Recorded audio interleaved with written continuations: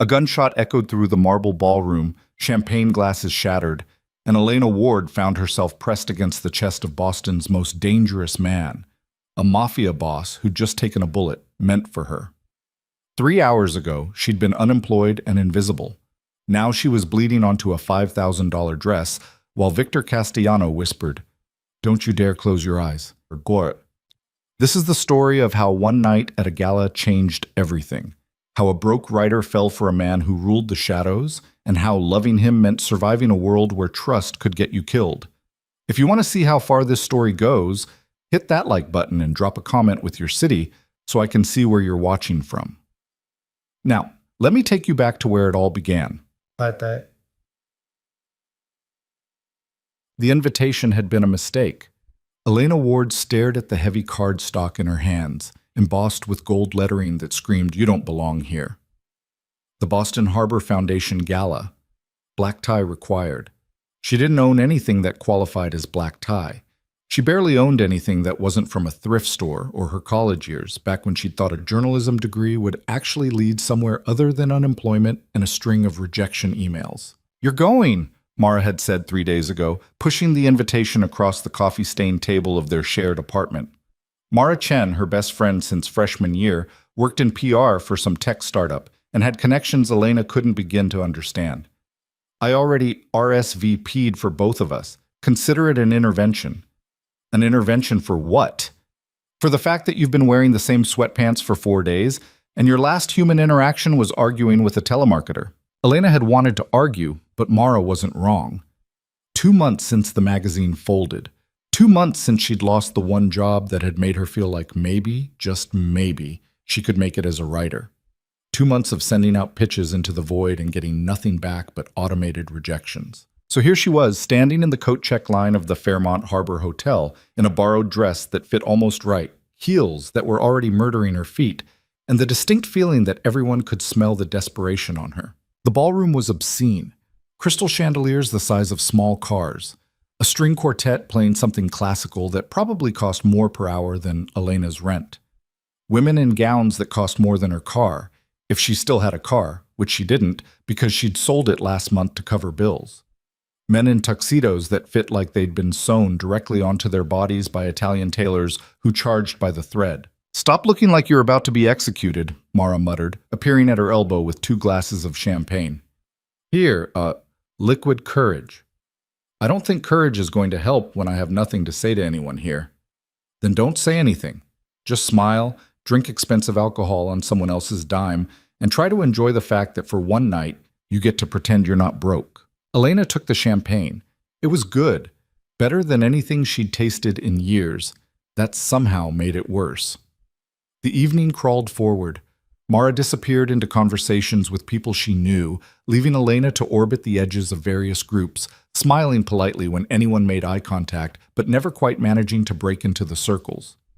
She felt like a ghost, present but unseen, occupying space but not really there. She was contemplating a tactical retreat to the bathroom when the room changed. It wasn't loud. There was no announcement, no fanfare. But conversations faltered mid-sentence. Heads turned. The energy in the ballroom shifted like someone had opened a door and let in a cold wind.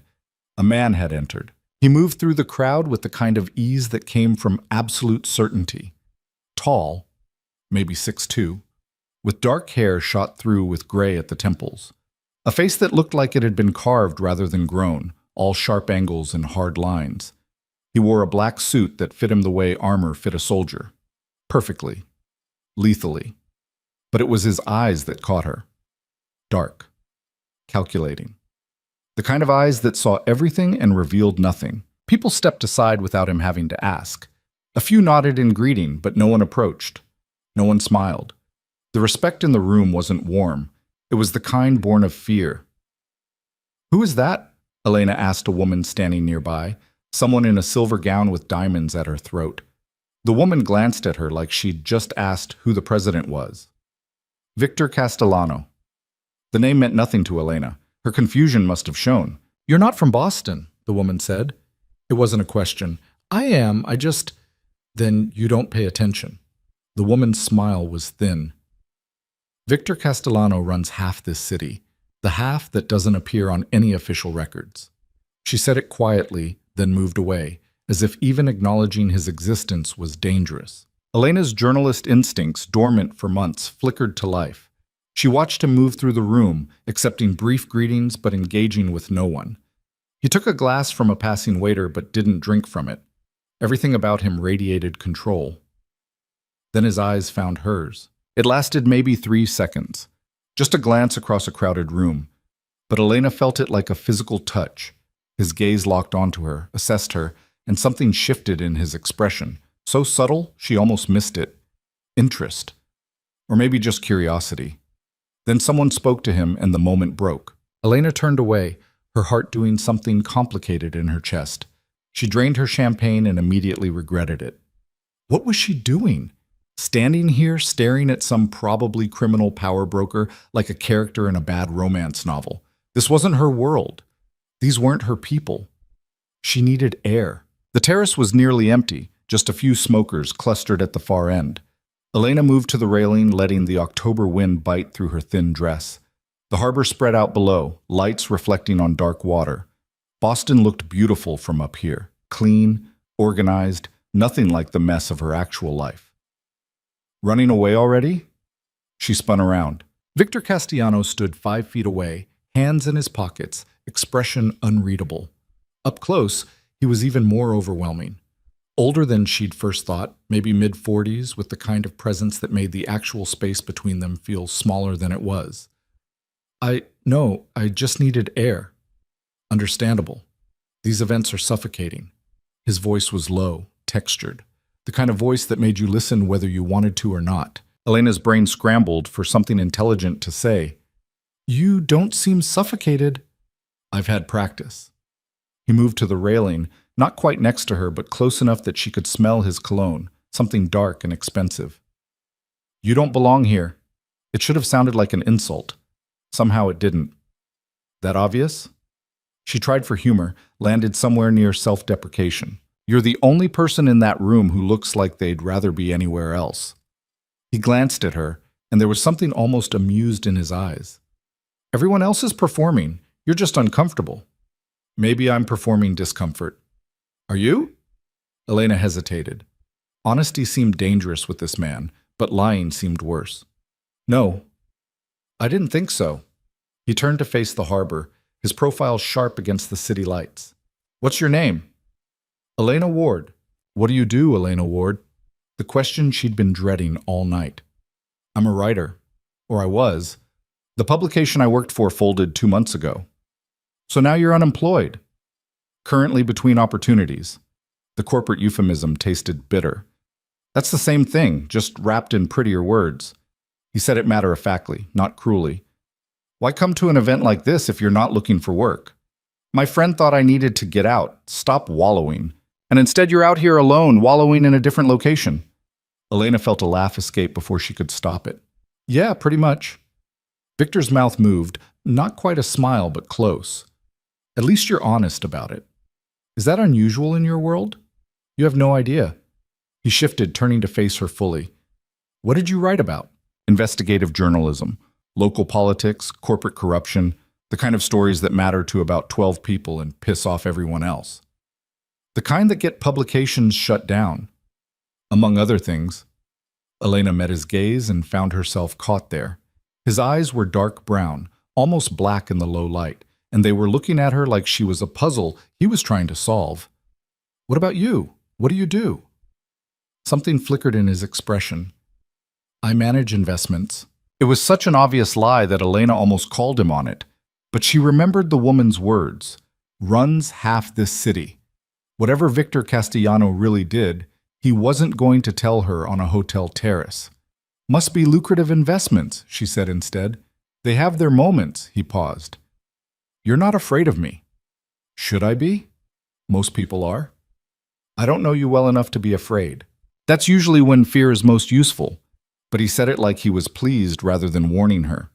A gust of wind cut across the terrace and Elena shivered. She'd left her borrowed wrap inside. Victor noticed immediately, shrugging out of his jacket before she could protest. I'm fine. Take it. He draped it over her shoulders. The jacket was still warm from his body, and it smelled like him, that dark cologne mixed with something else she couldn't name. "You're freezing." The weight of it settled around her like armor. Elena pulled it closer, hyper-aware of how intimate the gesture was. "Thank you." "Elena." She looked up. He was closer now, just a foot away, and the intensity in his eyes had sharpened into something she couldn't quite read. "Have dinner with me." Her heart stopped. "What?" "Tomorrow night. Dinner. Unless you're busy." "I'm not busy, I don't understand." "What's not to understand? I'm asking you to have dinner with me." "Why?" The question seemed to surprise him. "Because I'd like to know you better." "You don't know anything about me." "I know you're honest. I know you don't perform for people. I know you'd rather be uncomfortable than fake." His gaze held hers. "That's more than I know about most people I've met in the last 10 years. Elena's mind was racing. This didn't make sense. Men who looked like Victor Castellano, who carried themselves like living weapons and made entire ballrooms go quiet. They didn't ask unemployed writers to dinner. There had to be an angle, a reason. "I can see you thinking," Victor said. "What are you trying to figure out?" "What you want from me." "Dinner. Conversation." He said it simply, like it was the most obvious thing in the world. "Maybe I'm tired of people who are afraid to tell me the truth." "And you think I would?" "I think you already have, twice." Elena realized he was right. She'd been more honest with this stranger in 10 minutes than she'd been with anyone in months. Maybe because she had nothing to lose. Maybe because something about him demanded it. "Where?" she heard herself ask. "I'll pick you up, 7 o'clock. "You don't know where I live." Victor pulled out his phone, handed it to her. "Put your address in." She should have said no. Every instinct that had kept her alive and relatively functional for 28 years was screaming that this was a bad idea. But Elena took the phone and typed in her address anyway, fingers moving before her brain could catch up. He glanced at the screen when she handed it back, then nodded. "I'll see you tomorrow." "Wait, I don't have your number." "You don't need it. I'll be there." He started to walk away, then paused. "Keep the jacket. You look cold." Then he was gone, disappearing back into the ballroom like he'd never been there at all. Elena stood on the terrace for another 5 minutes, wrapped in a jacket that probably cost more than her rent, trying to process what had just happened. Her phone buzzed. "Mara, where are you?" "Terrace." Heading back. When she made it inside, Mara took one look at her and went still. "Whose jacket is that?" "I'll tell you later." "Elena, whose—" Mara's eyes went wide. "Is that Victor Castellano's jacket? You know him?" "Everyone knows him, or knows of him." Mara grabbed her arm, dragging her toward a quiet corner. "What the hell happened?" "He asked me to dinner." Mara's mouth fell open. "He what?" "Tomorrow night. He's picking me up at 7. "Elena." Mara's voice dropped to a whisper. "Do you know who he is?" "Some kind of investor. Some kind of Jesus Christ."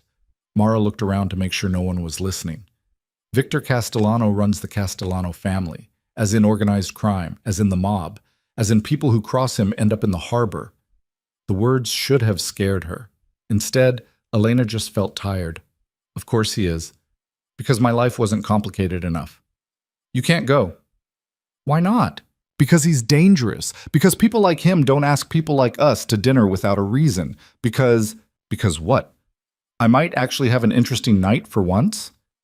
Elena pulled the jacket tighter. "Mara, 2 months ago I lost everything. My job, my savings, my sense of purpose. I've spent 8 weeks sitting in our apartment applying to positions I'll never get and wondering if I should just give up and go back to Ohio. So yeah, maybe having dinner with a dangerous man is a bad idea, but at least it's something." Mara stared at her. "You're serious?" "I'm tired of playing it safe. Safe got me nowhere." "Safe kept you alive." "Barely." Elena met her friend's eyes. "One dinner. If it's awful, I'll never see him again." But even as she said it, Elena knew she was lying, because something had happened on that terrace. Something that felt like recognition, like Victor Castellano had looked at her and seen someone real, and she'd looked back and seen the same.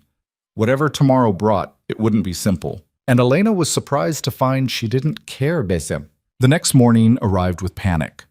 Elena stood in front of her closet, if you could call a tension rod with hangers a closet, and faced the truth.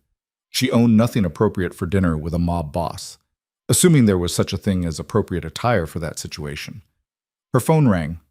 Mara, don't back out. I wasn't going to, Elena said, pulling out a black dress and immediately putting it back. Too formal. Or not formal enough. She had no frame of reference. Yes, you were. I know you. You're standing in front of your clothes right now having an existential crisis. I'm not. Okay, yes, I am. Wear the blue wrap dress, the one you got for that wedding last year. Elena found it in the back, still in dry cleaner plastic. This feels like too much. You're having dinner with Victor Castellano. There's no such thing as too much. Mara paused. I still think this is insane. Noted. But if you're doing it anyway, at least look good. Helpful. Thank you. And Elena? Keep your phone on. Text me when you get there and when you leave. If I don't hear from you by midnight, I'm calling the police. The police probably work for him. Not funny. But it kind of was. Elena spent the day in a strange state of suspension. She tried to write, managed about 3 sentences, then deleted them all. She went for a run, came back more anxious than before. She took a shower, did her makeup, took it off, did it again. By 6:30, she was dressed and terrified. The blue dress fit well, better than she remembered. She'd lost weight in the last 2 months, stress eating less than not eating at all. Her hair cooperated for once, falling in dark waves past her shoulders. Simple jewelry, minimal makeup. She looked in the mirror and saw someone who might possibly not completely embarrass herself. At 6:55, her buzzer rang. Elena's stomach dropped. She grabbed her bag, checked her reflection one last time, and headed downstairs. The car waiting outside her building was not what she expected. No limousine, no obvious display of wealth, just a black Mercedes, sleek and understated, with a driver standing beside the rear door. Miss Ward? The driver was older, maybe 60, with kind eyes and a slight accent she couldn't place. Yes. I'm Marco. Mr. Castellano asked me to bring you to the restaurant. He's meeting me there? Yes, miss. He had some business to attend to first. Of course he did. Elena slid into the back seat, the leather cool against her legs. The interior smelled like expensive car and fresh coffee. As Marco pulled away from the curb, Elena caught a glimpse of Mara watching from their third-floor window. She pulled out her phone. In the car, still alive. We'll update. The drive took 20 minutes, winding through Boston's Back Bay toward the waterfront. Elena watched the city pass, trying to calm her racing heart. This was just dinner, just a conversation. She could handle conversation. They pulled up to a restaurant Elena had walked past 100 times but never entered. Il Castello. No sign, just a brass number on an unmarked door. The kind of place you didn't find unless you knew it was there. Marco opened her door. Mr. Castellano is waiting inside. Enjoy your evening, miss. The door opened before she could knock. A man in a suit that probably cost more than her monthly rent nodded to her. Miss Ward, this way, please. Inside was all dark wood and soft lighting. No other diners. The tables were empty, place settings pristine but unoccupied. Are we early? Elena asked. No, miss. Mr. Castellano reserved the restaurant for the evening. The whole restaurant? Yes, miss. Of course he did. Victor was standing when she entered the private dining room, and the sight of him made her breath catch. He'd traded the tuxedo for a dark suit, no tie, the top button of his shirt undone. It should have looked casual. On him, it looked dangerous. Elena. He moved toward her, and she caught that scent again. Dark, expensive, distracting. You look beautiful. Thank you. This place is, she gestured at the empty restaurant, a lot. I prefer privacy when I'm getting to know someone. He pulled out her chair. Wine? Please. He poured something red that probably cost more than her security deposit. Elena took a sip. It was perfect. She was starting to hate how perfect everything around him was. Are you uncomfortable? Victor asked, settling into his own chair. A little. Why? Because this feels like a performance. The empty restaurant, the wine, She stopped herself. The what? The whole thing. It feels like you're trying to impress me. Victor leaned back, studying her. And if I am? Then I don't understand why. Maybe I enjoy your company. You don't know me. I'd like to. He said it simply, without pretense. You're not what I expected. What did you expect? Someone who would pretend not to be nervous, someone who would perform. His eyes held hers. But you just told me you're uncomfortable. That's not a performance. Maybe I'm bad at performing. Or maybe you're just honest. He lifted his glass. To honesty, then. However uncomfortable it makes us. Elena clinked her glass against his, feeling something shift in the air between them. To honesty. Dinner arrived. Course after course of food that tasted like art. Elena tried to pace herself, but everything was so good she kept forgetting to be nervous. Victor asked questions, real questions, about her work, her writing, what she cared about. And he listened. Actually listened, not just waiting for his turn to talk. Why investigative journalism? He asked over the main course. Because people lie. Institutions lie. I wanted to tell the truth.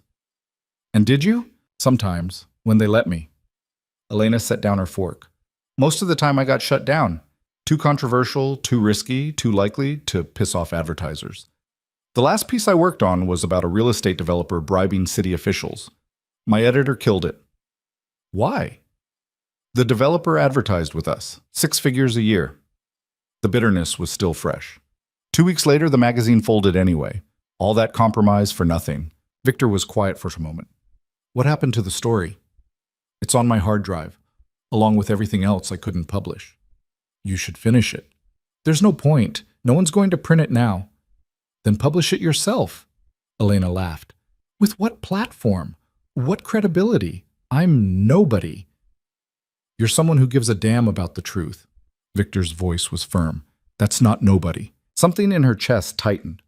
When was the last time someone had believed in her work? In her? What about you? She asked, needing to shift the focus. You said you manage investments. What kind? The kind that require discretion. That's not an answer. No, he agreed. It's not. So you won't tell me. Would you believe me if I did? Elena considered that. Probably not. Then why ask? Because I'm a journalist. I ask questions, even when you know you won't get answers. Especially then. Victor smiled, a real smile this time, not just a movement of his mouth.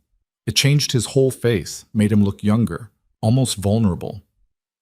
You already know what I am, he said finally. Your friend told you last night. She said you run a crime family. And you came anyway.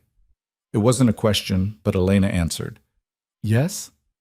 Why? Now it was her turn to be honest. Because I'm tired of safe. Safe is boring. Safe is sitting in my apartment, sending out resumes that disappear into void. Safe is slowly giving up on everything I wanted to be. She met his eyes. Maybe having dinner with you is dangerous. But at least it's real. Victor was quiet for a long moment, his gaze intense. You have no idea how rare that is. Someone willing to see me as I am. And what are you? Complicated. He said it without apology. I didn't choose this life, Elena. I inherited it. My father built an empire, and when he died, it fell to me. By the time I was old enough to want something different, it was too late. This world doesn't let you leave. Do you want to leave? Sometimes. His honesty surprised her. But wanting something doesn't make it possible. So you just stay? Keep doing something you don't want to do? I do what I have to do to protect what's mine. My people, my family, the ones who depend on me. He leaned forward. This world isn't black and white, Elena. It's not good versus evil. It's about survival. About making impossible choices and living with the consequences. That sounds exhausting. It is. He said it quietly, and for the first time Elena saw past the armor. Saw the man underneath, tired, burdened, alone. Why me? She asked. You could have dinner with anyone. Why ask me? Victor was silent for a moment, considering. Because when I looked at you last night, you looked back. Not at the suit, not at the reputation, at me. And you weren't afraid, you weren't impressed. You were just you. He paused. That doesn't happen often. Maybe you're not as scary as you think.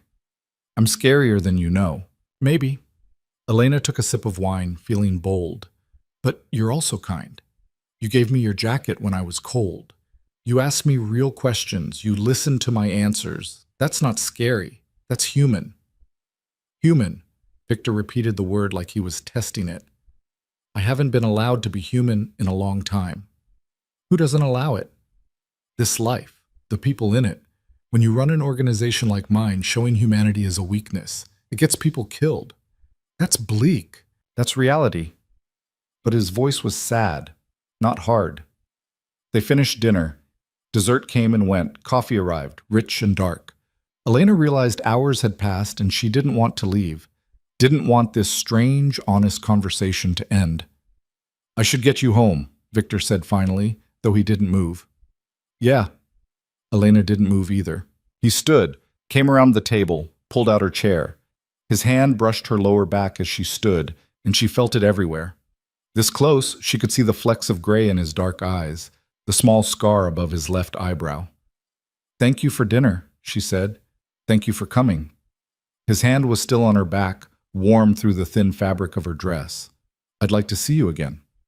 When? Soon.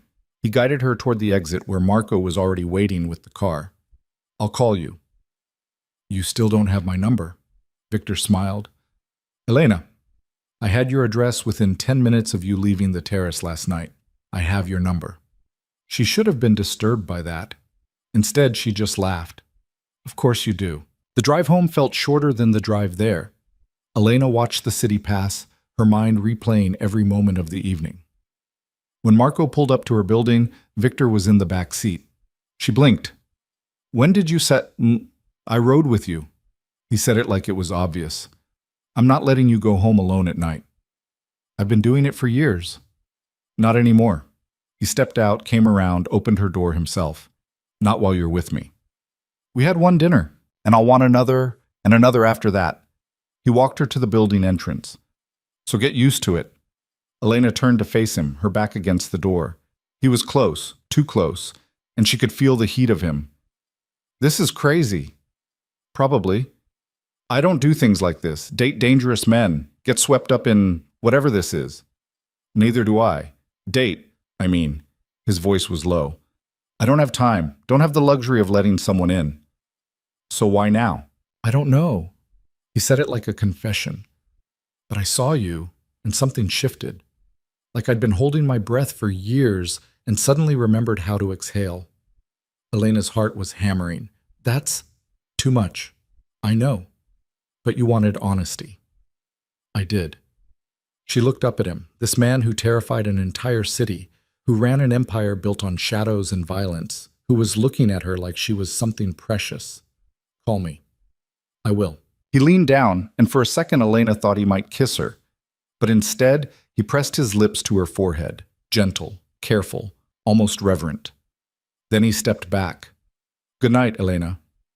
She watched him get back in the car, watched Marco drive away, and then she stood there for 5 full minutes trying to remember how to breathe. Her phone buzzed. Mara, you've been gone for 4 hours. Are you alive?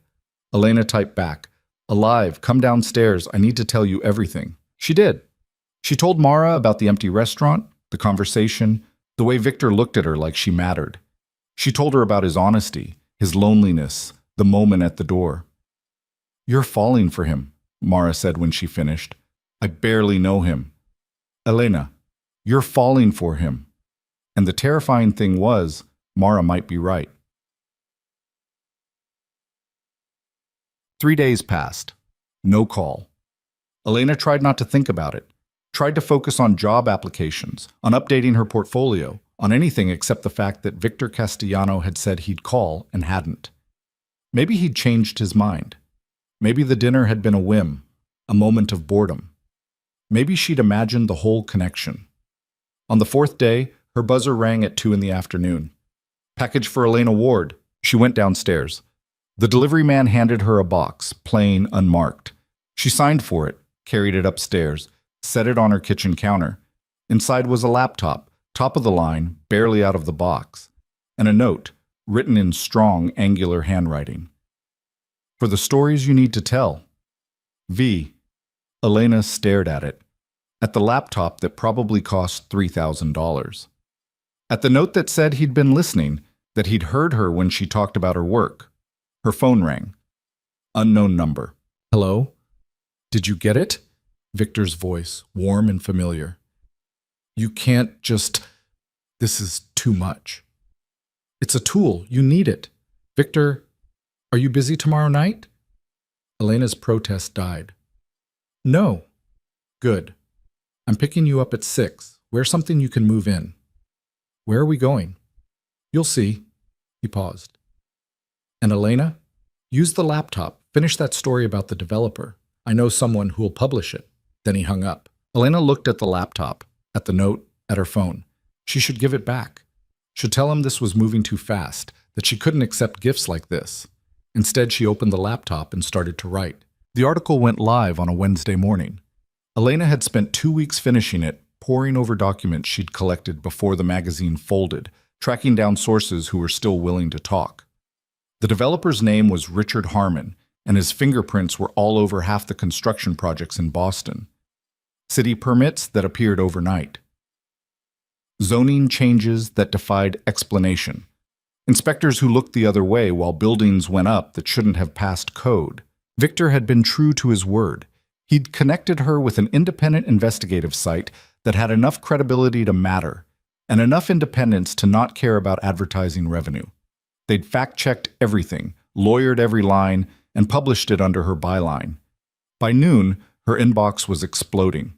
Other journalists asking for interviews. Readers thanking her. And one email from Richard Harmon's legal team threatening a defamation lawsuit. Let them threaten, Victor said when she called him, panicked. They'd fallen into a rhythm over the past 2 weeks. Daily phone calls, 3 more dinners.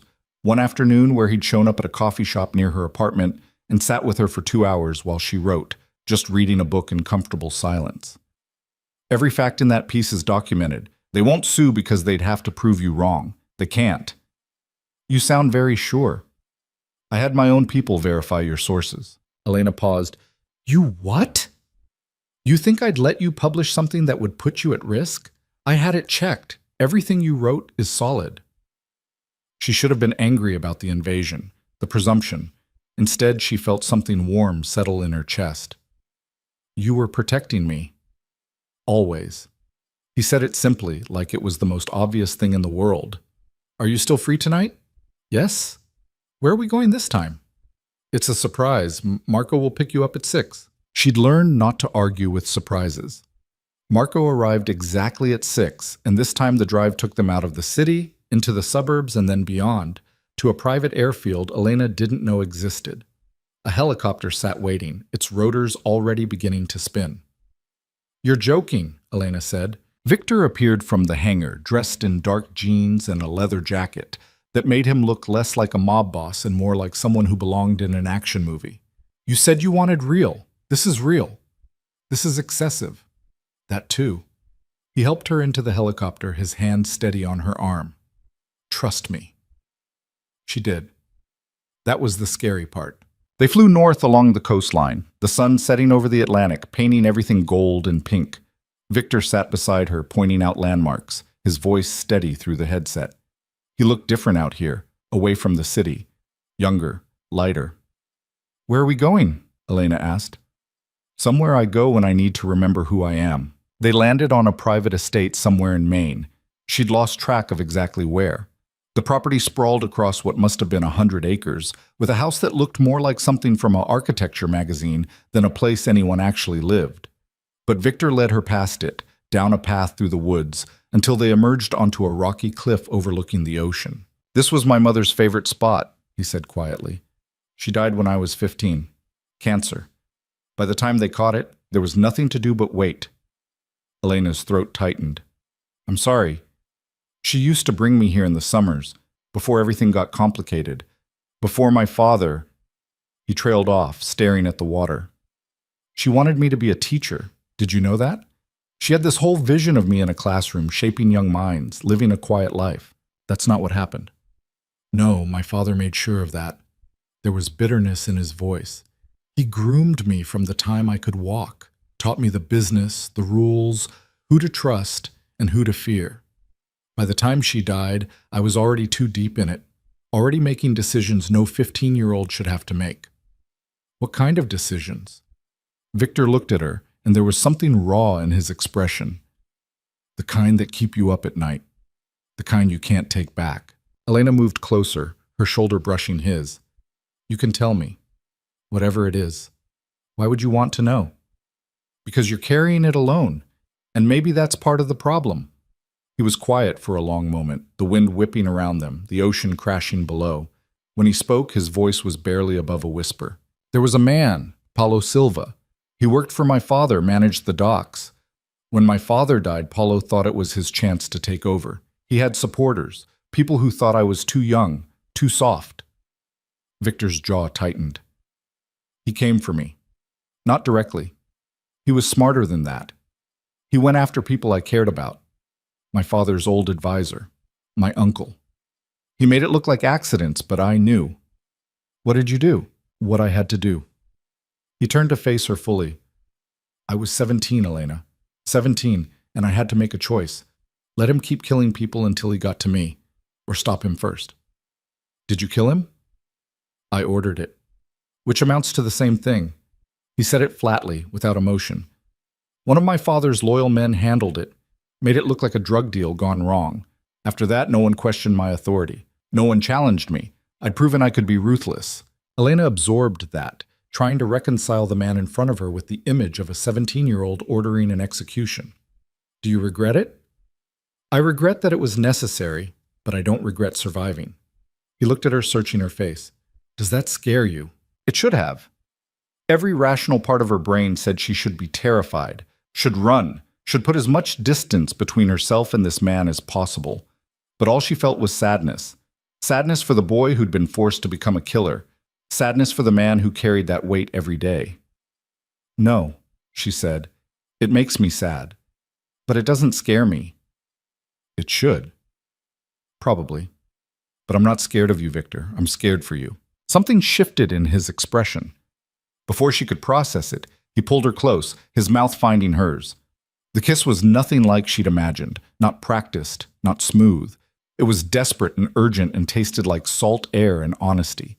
His hands cupped her face like she was something precious and breakable, and Elena felt herself falling into it, into him, into this impossible thing growing between them. When they finally broke apart, both breathing hard, Victor pressed his forehead to hers.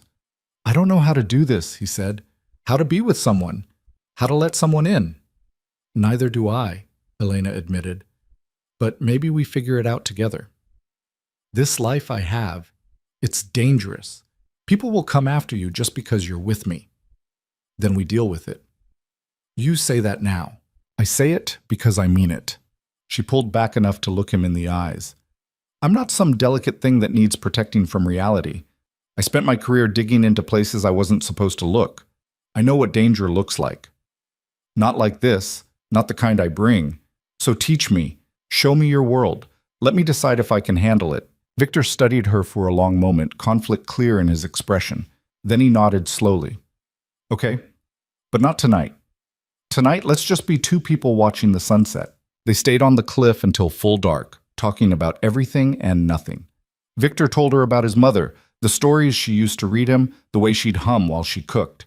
Elena told him about growing up in Ohio, about her father who taught high school English, and her mother who died in a car accident when Elena was 12. That's why you write, Victor said. It wasn't a question. She kept journals. Boxes of them. After she died, I read them all. It was like having her back, hearing her voice on the page. Elena's voice caught. I wanted to do that for other people. Tell the stories that mattered. Make people feel less alone. You do that. His hand found hers in the dark. That article you published. You gave voice to people who couldn't speak up themselves. That matters. Sometimes it feels like shouting into the void. Maybe, but someone's listening. They flew back to Boston near midnight. Victor walked her to her door, and this time when he kissed her goodnight, it was softer. A promise instead of a question. Tomorrow, he said, I'll show you what my world really looks like. Elena should have been nervous. Instead, she felt ready. The next evening, Victor picked her up himself, driving a black Range Rover that looked built to survive a war. Elena climbed in, noting the subtle differences from normal cars. Reinforced panels, tinted windows darker than legal, something that looked like a panic button on the dash. "Where are we going?" "To meet my family." He said it casually, but Elena caught the tension in his shoulders. "Your actual family or your work family?" "Both. They're the same thing." They drove to the north end, parking behind a restaurant called Lucia's. Not a tourist spot, the kind of place locals knew about, with checkered tablecloths and the smell of garlic and tomato sauce heavy in the air. Victor led her through the back entrance, up a narrow staircase to a private dining room. 6 men sat around a large table. They all stood when Victor entered, their movements synchronized. Respect, Elena realized, or fear. Maybe both. "Gentlemen," Victor said, "this is Elena Ward. She's with me." The statement landed like a bomb. Elena felt 6 pairs of eyes assess her, calculate her worth, judge her presence. "Elena, this is my inner circle." Victor gestured to each man in turn. "Michael Torino, my second. Anthony Ricci, security. James Costa, operations. Sal Benedetto, financial. Frank Marconi, legal. And you've met Marco." Marco, standing by the door, gave her a slight nod and what might have been the ghost of a smile. "Gentlemen," Elena said, keeping her voice steady despite her hammering heart. Michael spoke first. He was maybe 40, with sharp eyes and a scar running along his jawline. "With all respect, boss, is this wise? Bringing an outsider into—" "Elena isn't an outsider," Victor interrupted. "She's family now. Treat her accordingly." The silence that followed was loaded. Elena could practically hear them recalculating, adjusting to this new reality. "Sit," Victor said, pulling out a chair for her. "We have business to discuss." Elena should understand what that means. The next hour was an education. They talked about territories, shipments, payments owed, and debts collected. They used coded language for some of it, but Elena was a journalist. She could read between the lines. This was the machinery of organized crime laid bare, money laundering through legitimate businesses, protection rackets disguised as security services, shipments that definitely weren't legal goods moving through the port. And through it all, Victor ran it like a corporation. He asked questions, demanded numbers, made decisions that balanced profit against risk. He was fair. She noticed that immediately. When Anthony reported a business owner who couldn't make his payment because his daughter was sick, Victor didn't threaten. He extended the deadline and arranged for a doctor. "We're not thugs," he said when Elena commented on it later. "We're businessmen. Fear gets compliance. Loyalty gets commitment. I prefer loyalty." "That's not how most people imagine the mob. Most people watch too many movies." Victor poured her wine. They'd stayed after the others left, just the two of them in the private room. "Yes, there's violence. Yes, we do things that aren't legal, but we also employ thousands of people. We provide services the government can't or won't. We take care of our communities." "That's a nice way of saying you profit from other people's desperation. Would you prefer I pretend otherwise?" His eyes were sharp. "You wanted honesty. Here it is. I run an empire built on things society claims to condemn but secretly needs. Gambling, protection, goods that move through unofficial channels. I didn't create the demand. I just supply it. That's a rationalization. Maybe. Or maybe it's reality." He leaned back. "You think the legitimate businesses in this city are clean? The developers like Richard Harmon who bribe their way into contracts? The politicians who take money from corporations and vote however they're told? At least I'm honest about what I am." Elena couldn't argue with that. She'd spent years documenting the corruption of supposedly legitimate institutions. "So what does that make me? Dating someone who runs criminal enterprises? Complicated." Victor's mouth quirked. "But you knew that already." A knock on the door interrupted them. Anthony stepped in, his expression grim.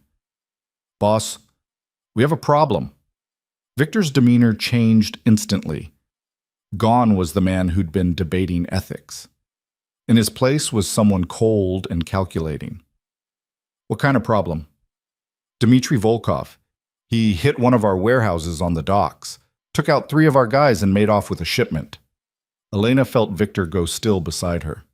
"Casualties? 2 in the hospital, 1 dead. Tony Marchetti." Victor's jaw clenched. "Tony had a wife. 2 kids." "I know, boss." "Make sure they're taken care of. Full benefits, college fund for the kids, house paid off." He stood. Where's Dimitri now? We're tracking him.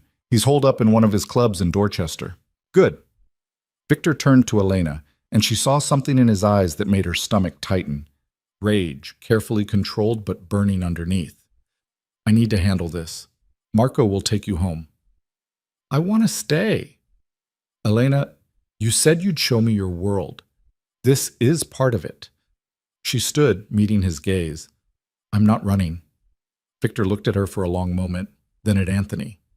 She stays, but she stays back. Understood? Boss, if they're shooting, there won't be.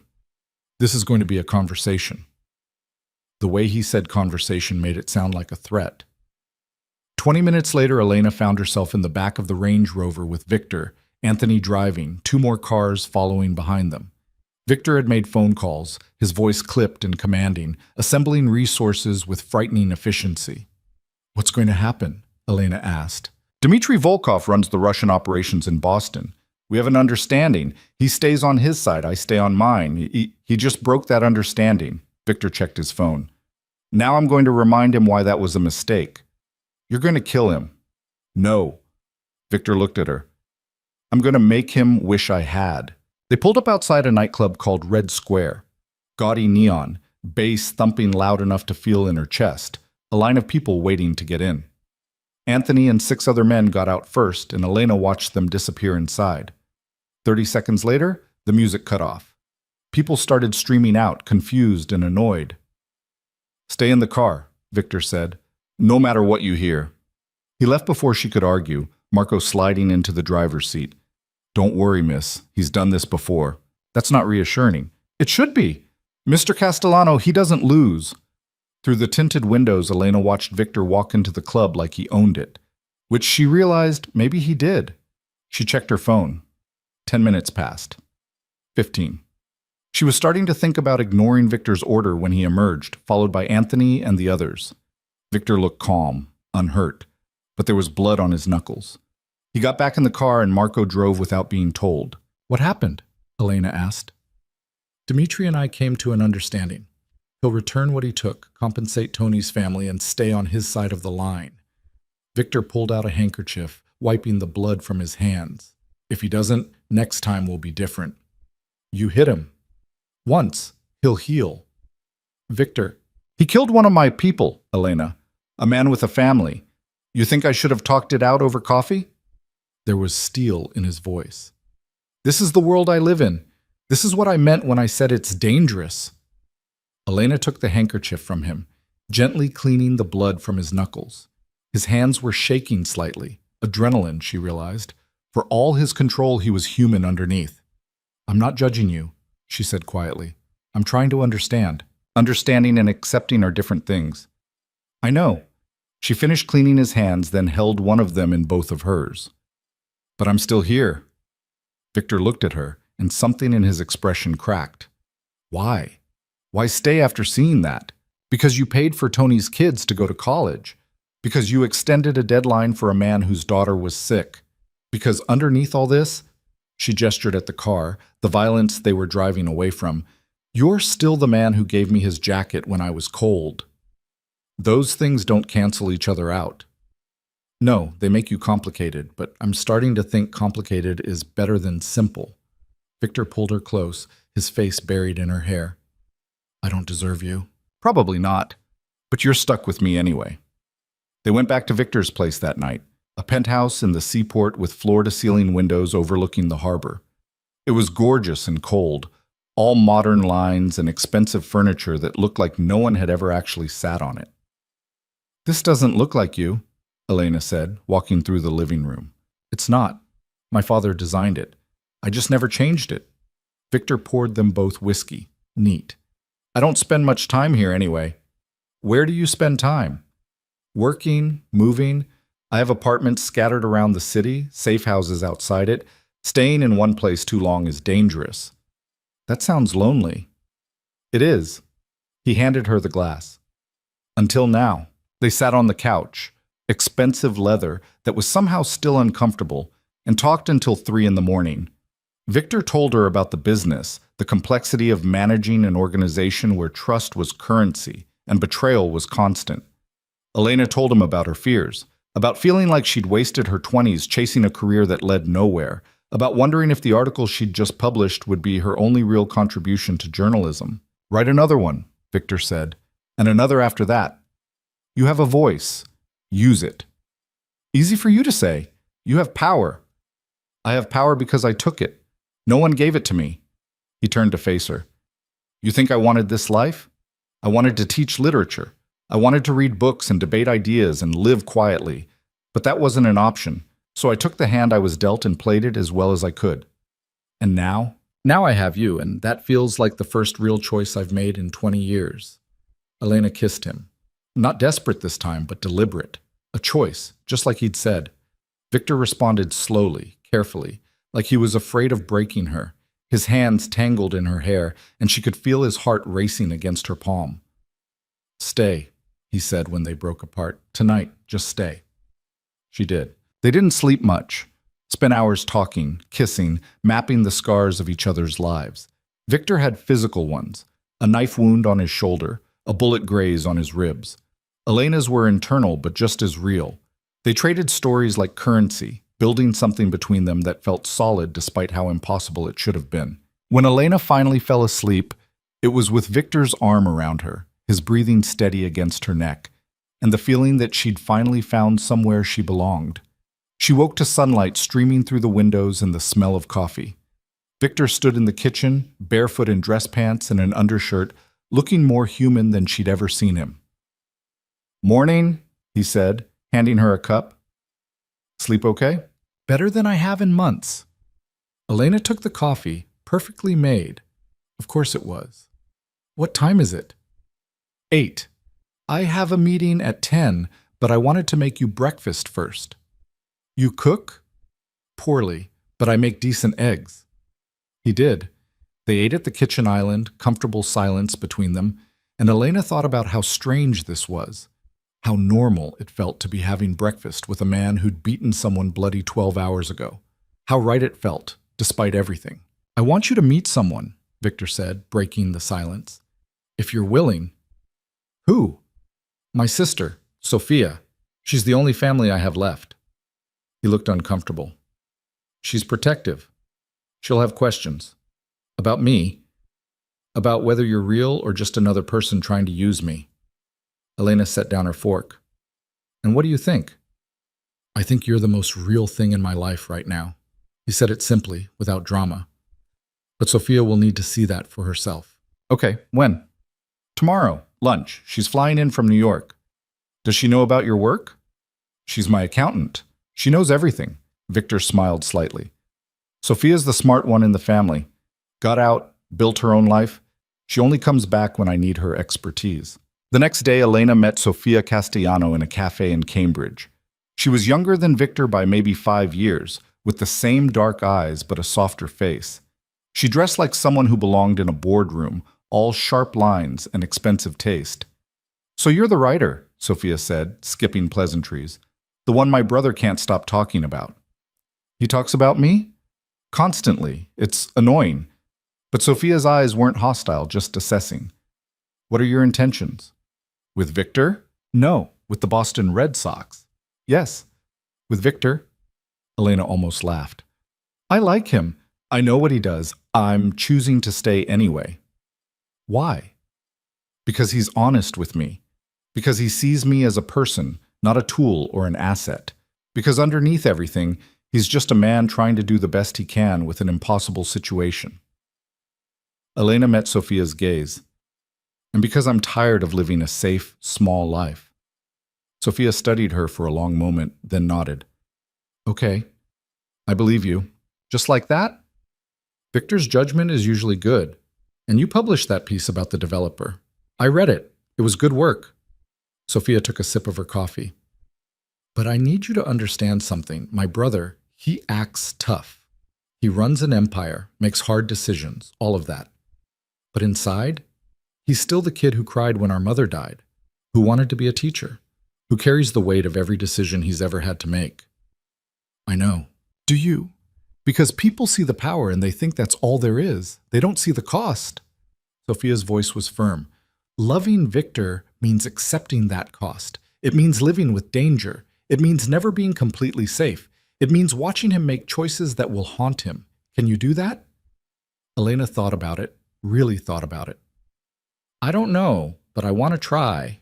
That's honest, at least. Sophia's expression softened slightly. He deserves someone who'll try.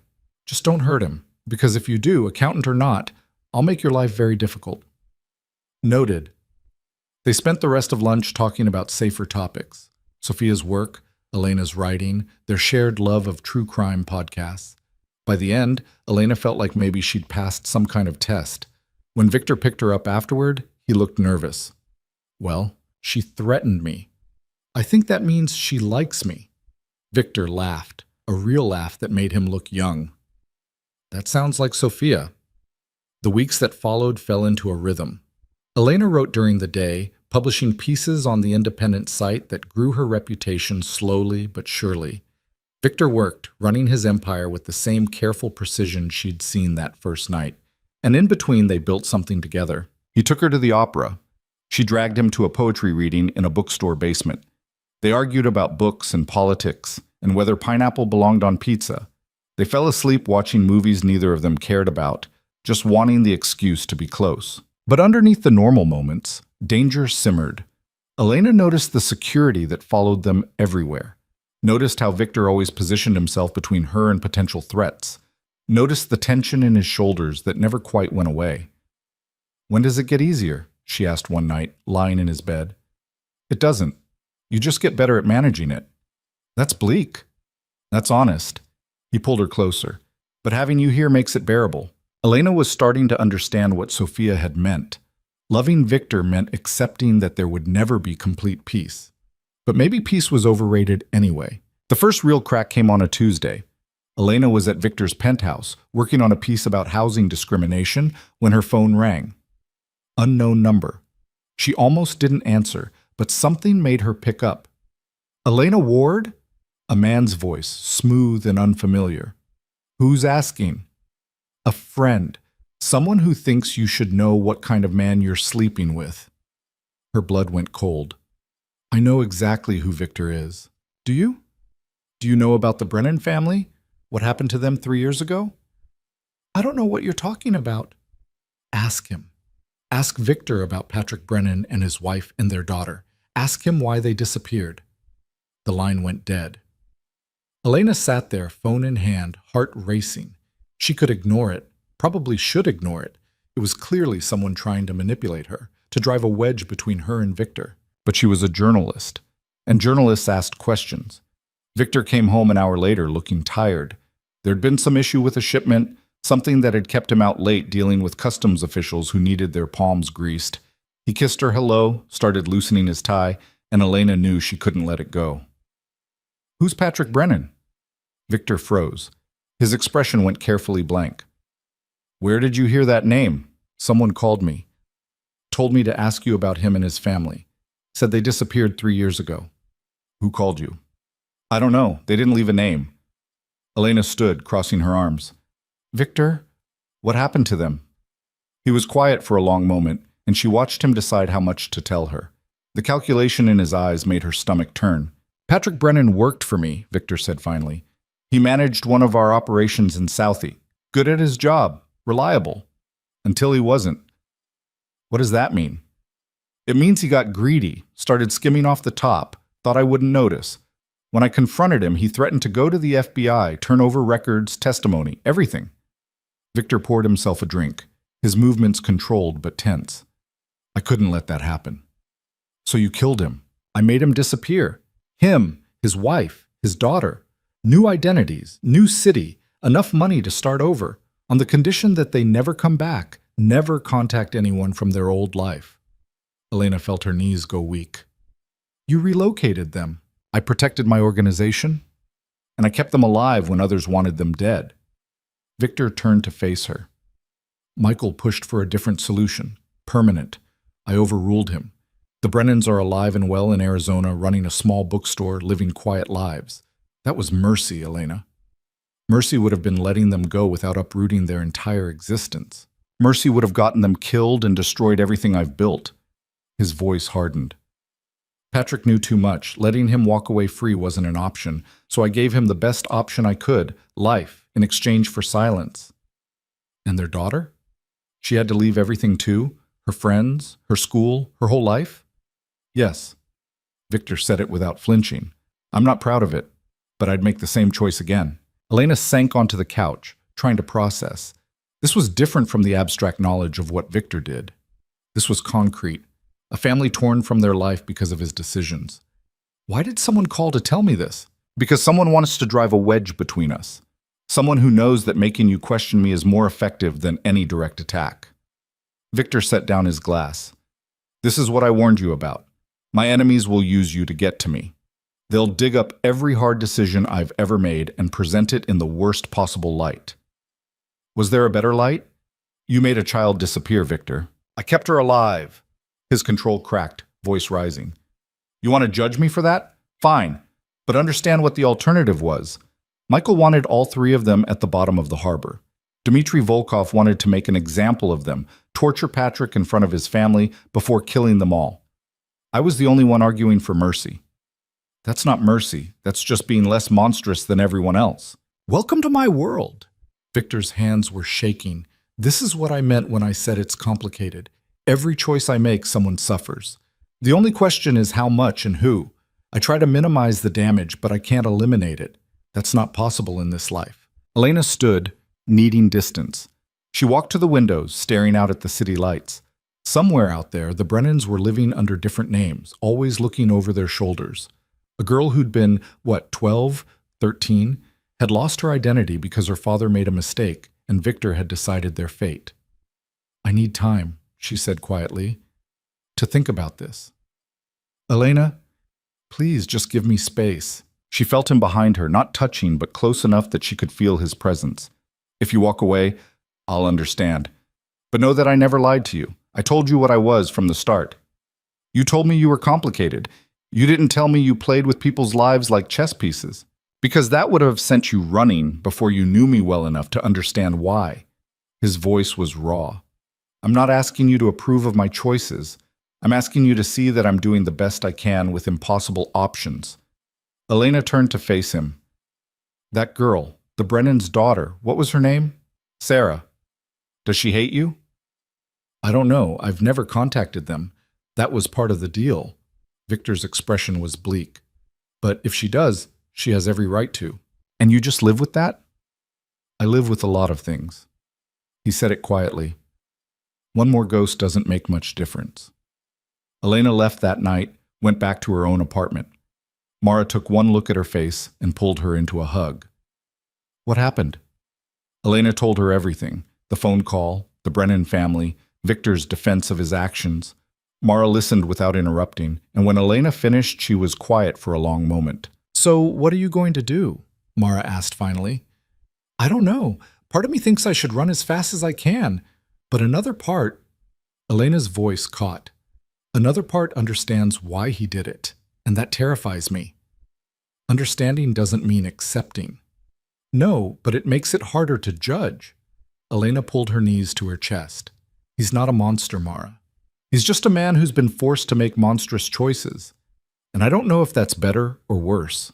What does your gut tell you? Elena thought about it. About Victor's honesty. His willingness to show her the worst parts of his world. About the way he'd looked when he talked about Sarah Brennan. Not defensive, just sad and resigned. About the fact that he could have lied, could have painted himself in a better light, but had chosen truth instead. My gut says he's worth the risk, she admitted. But my brain says I'm being naive. Your brain said becoming a journalist was impractical. Your gut said to do it anyway. Mara squeezed her hand. Sometimes your gut knows things your brain can't calculate. 3 days passed. Elena threw herself into work, finishing the housing piece and starting another about wage theft in the restaurant industry. Her phone rang multiple times, Victor calling, but she couldn't bring herself to answer. She needed clarity first, and talking to him would only muddy the waters. On the 4th day, Sophia showed up at her door. We need to talk, Victor's sister said, pushing past Elena into the apartment. Does Victor know you're here? No, he's been a wreck since you left, which is why I'm here. Sophia turned to face her, arms crossed. What's going on?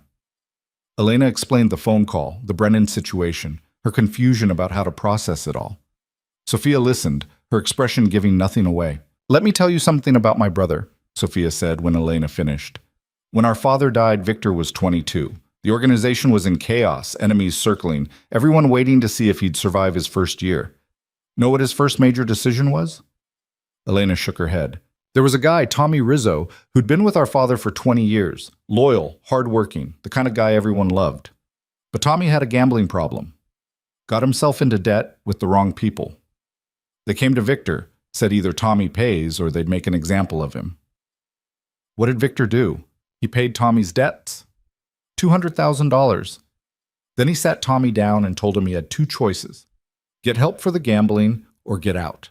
Tommy chose help. He's been clean for 15 years now, runs one of our most profitable operations in Rhode Island.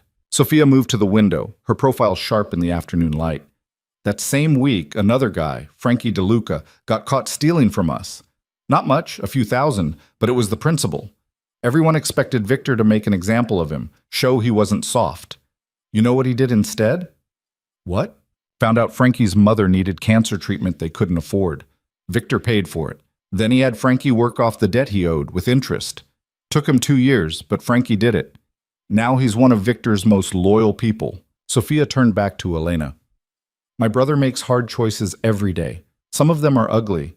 The Brennan thing, that was ugly, but he chose the least ugly option available. That's what you need to understand. Victor's not choosing between good and evil. He's choosing between different shades of necessary evil, and he lives with the weight of every single choice. How does he do it? Carry all that? Badly. He doesn't sleep well, drinks more than he should, carries guilt that would crush most people. Sophia's voice softened.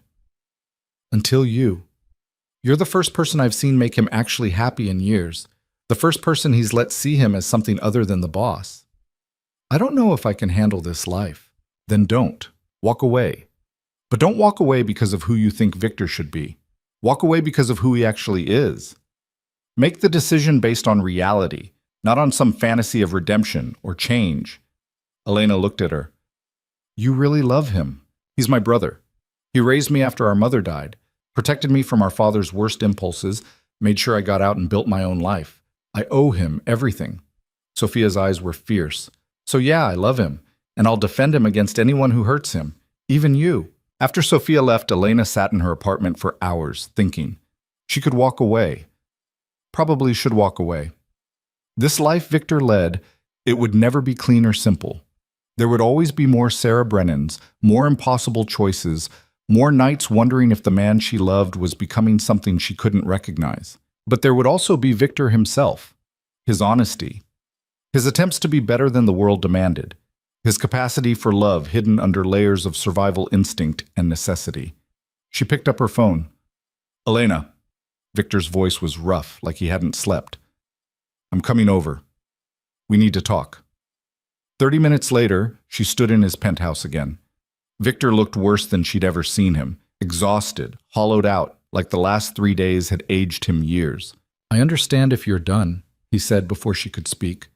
I won't fight it. You deserve better than this. Stop. Elena crossed to him, took his hands in hers. I'm not done. I'm angry and confused and scared, but I'm not done. Why not? Because I asked around, did some digging. She'd called in favors, talked to sources, done what journalists do. Patrick Brennan wasn't just skimming money. He was working with a rival organization, passing them information about your operations. The FBI thing was leverage, but the real threat was that he'd gotten a dozen of your people killed through his information sharing. Victor's expression didn't change. I didn't tell you that because it sounds like justification. It's not justification, it's context. Elena squeezed his hands. I also found out that you set up a trust fund for Sarah Brennan. Full ride to any college she wants, no strings attached. And you've been monitoring the family from a distance, making sure they're safe, that no one from your world or Patrick's old associates ever finds them. How did you? I'm an investigative journalist, Victor. It's what I do. She searched his face. Why didn't you tell me about the trust fund? Because it doesn't absolve what I did. That girl still lost her life because of me. No, she lost the life she had because of her father's choices. You gave her a different one. Not the same. Not what she would have chosen, but alive, and with options. Elena stepped closer. I'm not saying what you did was right. I'm saying I understand why you did it. And I understand that you tried to make it as right as you could. Victor pulled her against him, his face buried in her hair. She felt him shaking. I thought I'd lost you. You almost did. I almost let fear win. She pulled back enough to look at him. But here's what I realized. I've spent my whole life playing it safe. Safe career choices, safe relationships, safe everything. And where did it get me? Unemployed and alone. You're the first real thing I've chosen in years. So yeah, you're dangerous and complicated and you make choices I don't always understand. But you're real. And I'd rather have real and messy than safe and empty. Real and messy might get you killed. Then we make sure it doesn't. She kissed him, tasting salt. His tears, or hers, she couldn't tell. I'm in this, Victor. All the way in. But I need you to promise me something. Anything. No more secrets. I don't care how ugly the truth is. You tell me. Let me decide if I can handle it. I promise. He kissed her forehead, her cheeks, her mouth. I promise complete honesty, even when it's hard. They spent that night talking through everything. The decisions Victor had made, the ones he regretted, the ones he'd make again. Elena shared her fears about losing herself in his world, about compromising her values. They didn't solve everything. Some problems didn't have solutions. But they built understanding, created a foundation of honesty that felt solid even if everything around it was chaos. 2 weeks later, the foundation cracked. Elena was meeting a source at a cafe in Cambridge, a city councilor willing to talk about kickbacks from a development project. She'd been there 20 minutes when the window exploded inward, glass showering everywhere, and people started screaming. Someone grabbed her arm, yanking her down behind the counter. She looked up into Anthony's face. Stay down, he ordered, his gun already drawn. What's happening? Someone just took a shot at you. We need to move. Now. Everything happened in blurred fast forward after that. Anthony and 2 other men she didn't recognize surrounded her, hustling her out the back of the cafe into a waiting car. They were moving before the door even closed, tires squealing. Whew, we don't know yet, but someone just tried to kill you. Anthony was on his phone, speaking rapid-fire Italian. Boss is meeting us at the safe house. Elena's hands were shaking. She looked down and saw blood on her sleeve. From the glass, a shallow cut she hadn't even felt happen. This was real. Someone had just shot at her. The safe house was a nondescript apartment in Somerville. Victor was already there when they arrived, and the look on his face when he saw the blood on her sleeve made her heart stop. Pure rage, barely controlled. Are you hurt? His hands were on her, checking for injuries with a gentleness that contrasted sharply with the fury in his eyes. Just glass cuts. I'm okay. You're not okay. Someone just tried to kill you. He pulled her against him, and she felt the tremor running through his body. Fear. Victor was afraid. Boss, Anthony said, we got the shooter. He's being transported now. Good. I want to talk to him. Victor's voice was ice. Elena, you're staying here. There's security, food, everything you need. Where are you going? To find out who ordered this. He kissed her hard, desperate. I'll be back. I promise. He left before she could argue. Elena spent the next 3 hours in the safe house with 2 guards who looked like they could bench press cars, trying not to think about what Victor was doing, trying not to imagine him interrogating whoever had shot at her. Her phone rang. Sophia. Are you okay? Victor called me. I'm fine. Scared, but fine. He's going to kill whoever did this. You know that, right? Elena did know. And the worst part was, she didn't feel bad about it.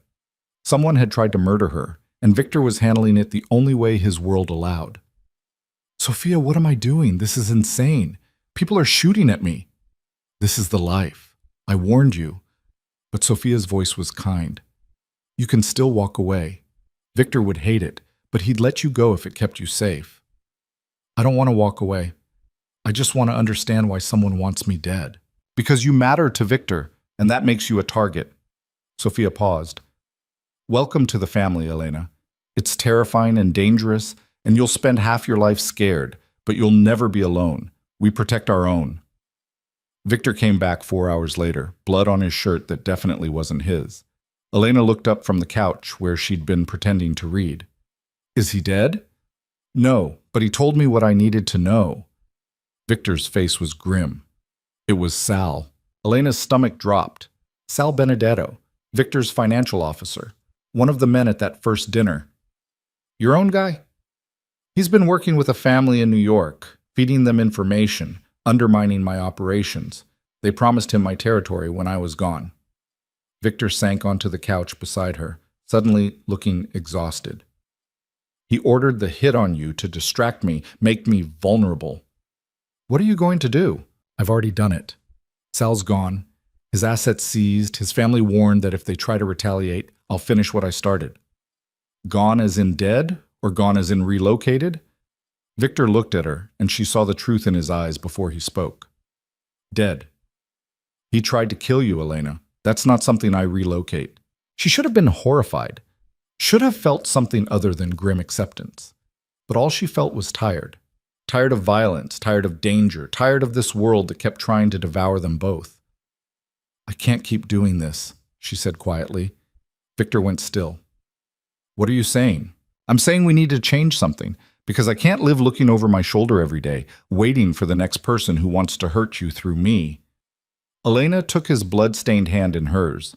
You said this life doesn't let you leave. But what if we redefine the life? What if there was a way to keep you safe, keep your people protected, but minimize the danger? How? The organization doesn't shrink. It grows or it dies. Then grow it differently. Legitimize more of it. Use your power to build legal businesses. Move money into clean investments. She turned to face him fully. You're brilliant, Victor. You've built an empire from impossible circumstances. Imagine what you could do if you weren't spending all your energy on violence and territory wars. You're talking about going straight. I'm talking about evolution. You don't have to abandon your people or your power, just redirect it. Elena squeezed his hand. How many of your operations could be legitimate with the right paperwork? How many of your people have skills that could transfer to legal work? Victor was quiet, considering. It would take years, maybe decades, and it wouldn't eliminate all the danger. But it would reduce it, and it would give you something you've never had, a real choice about your future. And you'd stay? Through all of that? I'd stay, but not as someone you hide away in safe houses. As your partner. Equal footing, equal information, equal decisions. She met his eyes. I won't be a weakness someone can exploit. I'll be a strength, but only if you let me. Victor pulled her into his lap, his arms tight around her. You're already my strength. You just don't know it yet. Then prove it. Let me in completely. No more protecting me from the ugly parts. Show me everything and trust that I can handle it. What if you can't? Then we'll deal with it together. She kissed him softly, but I think I'm stronger than either of us gives me credit for. The next morning, Victor called a meeting. All his top people gathered in the back room at Lucia's.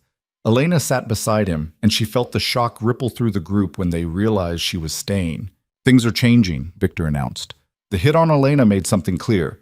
We have vulnerabilities, internal and external, so we're going to address them. He laid out his vision. Slow transition toward legitimate businesses, maintaining core operations but finding legal frameworks for as much as possible. Tighter security. No more internal challenges to his authority.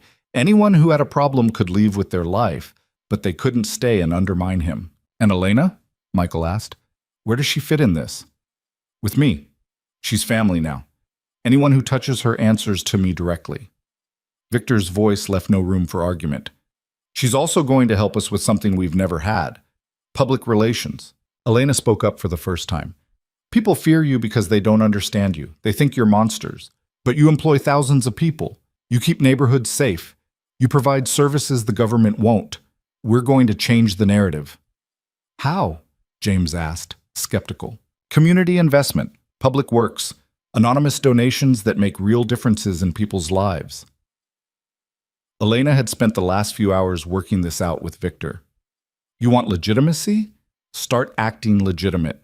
Start being seen as pillars of the community instead of shadows lurking in it. The resistance was palpable, but no one directly challenged her. Victor's backing was clear, and that made all the difference. The meeting broke up an hour later, and Anthony pulled Victor aside while Elena waited. You trust her with this? She heard Anthony ask. More than I trust anyone except you, Victor replied. She sees possibilities I don't. And she's right. We need to evolve or we'll die. Your father would have. My father's dead, I'm not. Victor's voice was firm. This is my organization now. We do this my way. Over the next month, things shifted. Victor started divesting from his most violent operations, transitioning people into businesses that could operate in daylight. Construction companies, restaurants, import-export that actually dealt in legal goods. The criminal elements didn't disappear. They couldn't, not without leaving power vacuums. But they got smaller, quieter. Elena published a piece about anonymous donations funding a youth center in Southie. Another about a mysterious benefactor paying for a new playground in Dorchester. She never named Victor, but people started connecting dots, started seeing the Castellano name as something other than a threat. It was working, slowly, incrementally, but working. Then everything fell apart. It started with a phone call at 3 a.m. Elena woke to Victor already sitting up, phone pressed to his ear, his body rigid. She knew that posture. Something bad had happened. When? His voice was clipped, controlled in a way that meant he was anything but. How many? A pause. I'm on my way. He was out of bed before the call ended, pulling on clothes with military efficiency. What's wrong? Elena asked, her heart already racing. The warehouse in Charlestown. Someone hit it. Explosives. Victor's face was carved from stone. 4 of my people are dead. 6 more in the hospital. Elena felt the air leave her lungs. Who? I don't know yet, but I'm going to find out. He strapped on a shoulder holster, checked his weapon. The casual violence of it should have shocked her. It didn't anymore. Stay here.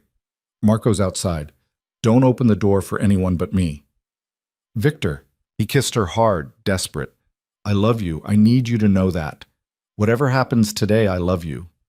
Then he was gone, and Elena was left in the dark penthouse, wondering if that had been goodbye. She didn't go back to sleep. Sat on the couch, watching the news, waiting for reports of the explosion. It made the morning broadcast. Industrial accident in Charlestown, multiple casualties, investigation ongoing. No mention of organized crime or the Castellano family. Victor's people had already managed the narrative. Mara called at 7. I just saw the news. Please tell me you're nowhere near that. I'm safe. Victor's handling it. Elena, this is getting out of control. People are dying. I know. And she did know, could feel it pressing down on her, the weight of loving someone whose world was built on violence. But I can't walk away now. Not when he needs me. What about what you need? What about your safety? Elena didn't have a good answer for that. Victor didn't come home that day, or the next. Elena got brief text messages, alive, working on it, love you, but nothing substantial. She tried to write, but couldn't focus. Tried to sleep, but kept jolting awake from nightmares of explosions and blood. On the 3rd day, Sophia showed up. You look terrible, she said bluntly, pushing past Elena into the apartment. Thanks. Very helpful. When did you last eat something that wasn't coffee? Sophia headed for the kitchen, started pulling out ingredients. Victor called me, said you've been alone too long. He's busy trying to figure out who killed 4 people. And you're busy falling apart. Sophia cracked eggs into a pan with more force than necessary. That doesn't help anyone. What am I supposed to do? Pretend everything's fine?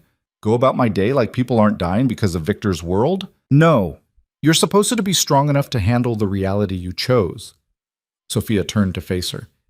You knew what this was. You said you could handle it, so handle it. That's easy for you to say. You got out. Got out? Sophia laughed, bitter. Elena, I'm his accountant. I'm up to my neck in this. The only difference is I don't live with him, don't sleep beside him, don't have to see the cost written on his face every night. You think getting out means I'm safe? I'm a Castellano. I'll never be safe. Elena sank into a chair, suddenly exhausted. How do you do it? Live with the fear? I don't live with it. I make peace with it. Sophia plated the eggs, set them in front of Elena. Eat. Then I'm going to tell you something Victor would kill me for sharing. Elena ate because arguing took energy she didn't have. The eggs were good.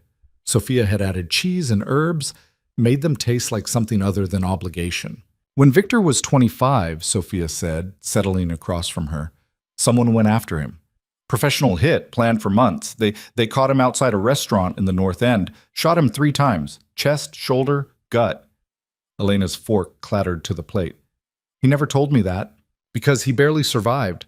Spent 2 weeks in a coma, another month in the hospital. The doctors said if he'd been anyone else, he'd be dead. Sophia's eyes were distant, remembering.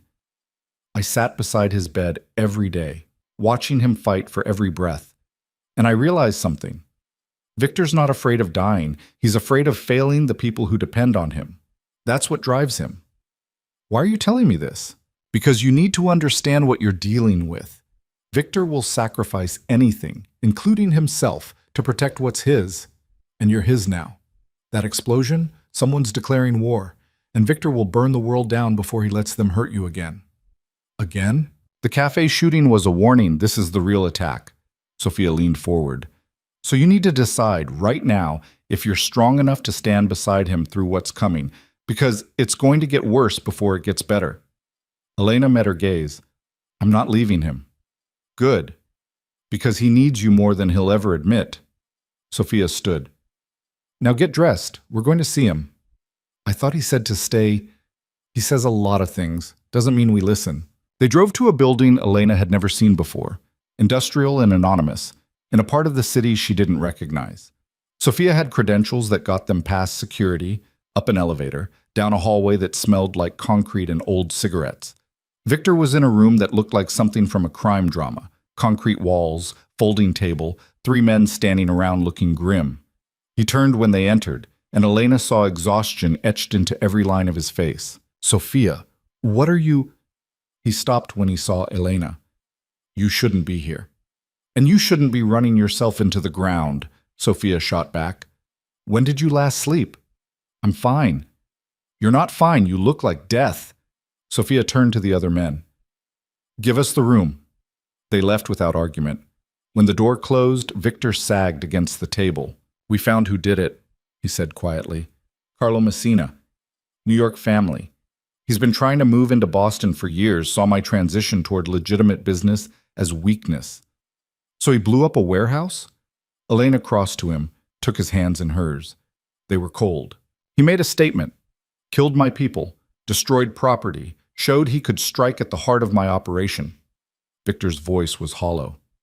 4 people dead, Elena. Tony Marchetti's cousin was one of them. 23 years old, just married, his wife's pregnant. Elena pulled him close, felt him shake. I'm sorry.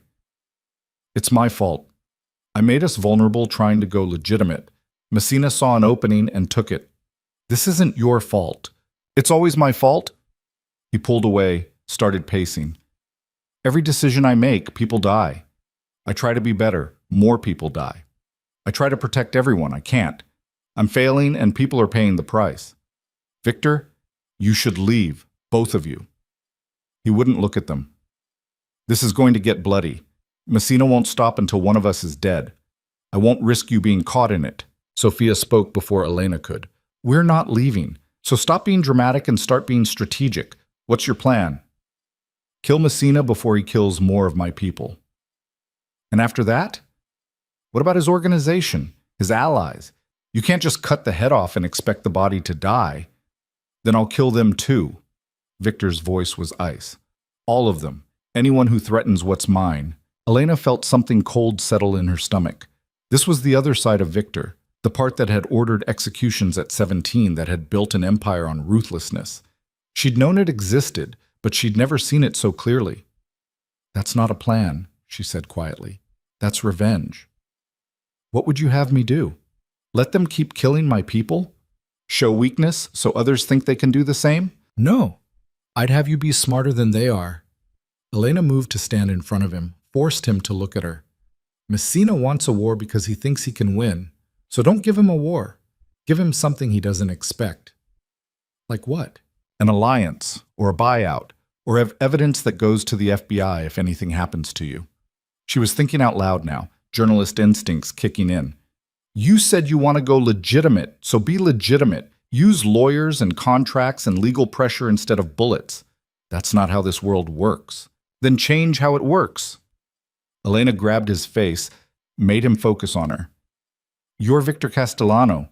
You've survived 2 decades in an impossible situation. You've built something from nothing. You're brilliant and strategic, and you've been playing defense your whole life. It's time to play offense differently. Sophia was nodding. She's right. Messina's expecting violence. Give him bureaucracy. Tie him up in legal battles. Make taking you down so expensive and complicated it's not worth it. And if that doesn't work, then you do what you have to do, but try the smart way first. Elena's voice was firm. I fell in love with a man who was trying to be better. Don't abandon that because someone pushed back. Victor looked between them, something shifting in his expression. The desperation faded, replaced by calculation. I'd need leverage. Something Messina wants more than Boston territory. What does he want? Sophia asked. Victor thought for a moment. Recognition, legitimacy. His family's always been the smaller operation, the one other families look down on. He wants respect. So give it to him, on your terms. Elena's mind was racing. Make him an offer he can't refuse, not through threats, but through opportunity. They spent the next 3 hours plotting. Elena had never seen Victor and Sophia work together before. It was like watching two chess masters play simultaneous games. They knew every player, every resource, every possible angle. And slowly, a plan emerged. Victor would approach Messina not as an enemy, but as a potential partner. Offer him a piece of the legitimate businesses that were growing, a seat at the table, recognition from the other families through Victor's endorsement. In exchange, Messina would back off Boston, compensate the families of those killed, and enter a binding agreement that any future attacks would trigger a coordinated response from all of Victor's allies. He'll never go for it, Victor said, not after making such a bold move. He will if the alternative is worse, Sophia replied. We leak information about his operations to the FBI. Nothing that implicates you, just enough to make his life very difficult. Make him choose between partnership and prison. That's risky. So is a war. Elena touched his arm. But this way, you have a chance of ending this without more people dying. Victor looked at her for a long moment. When did you become a strategist? When I fell in love with a mob boss. Had to adapt. She tried for a smile and was relieved when he returned it faintly. Okay, we try it your way. But if Messina refuses, then we deal with that when it happens.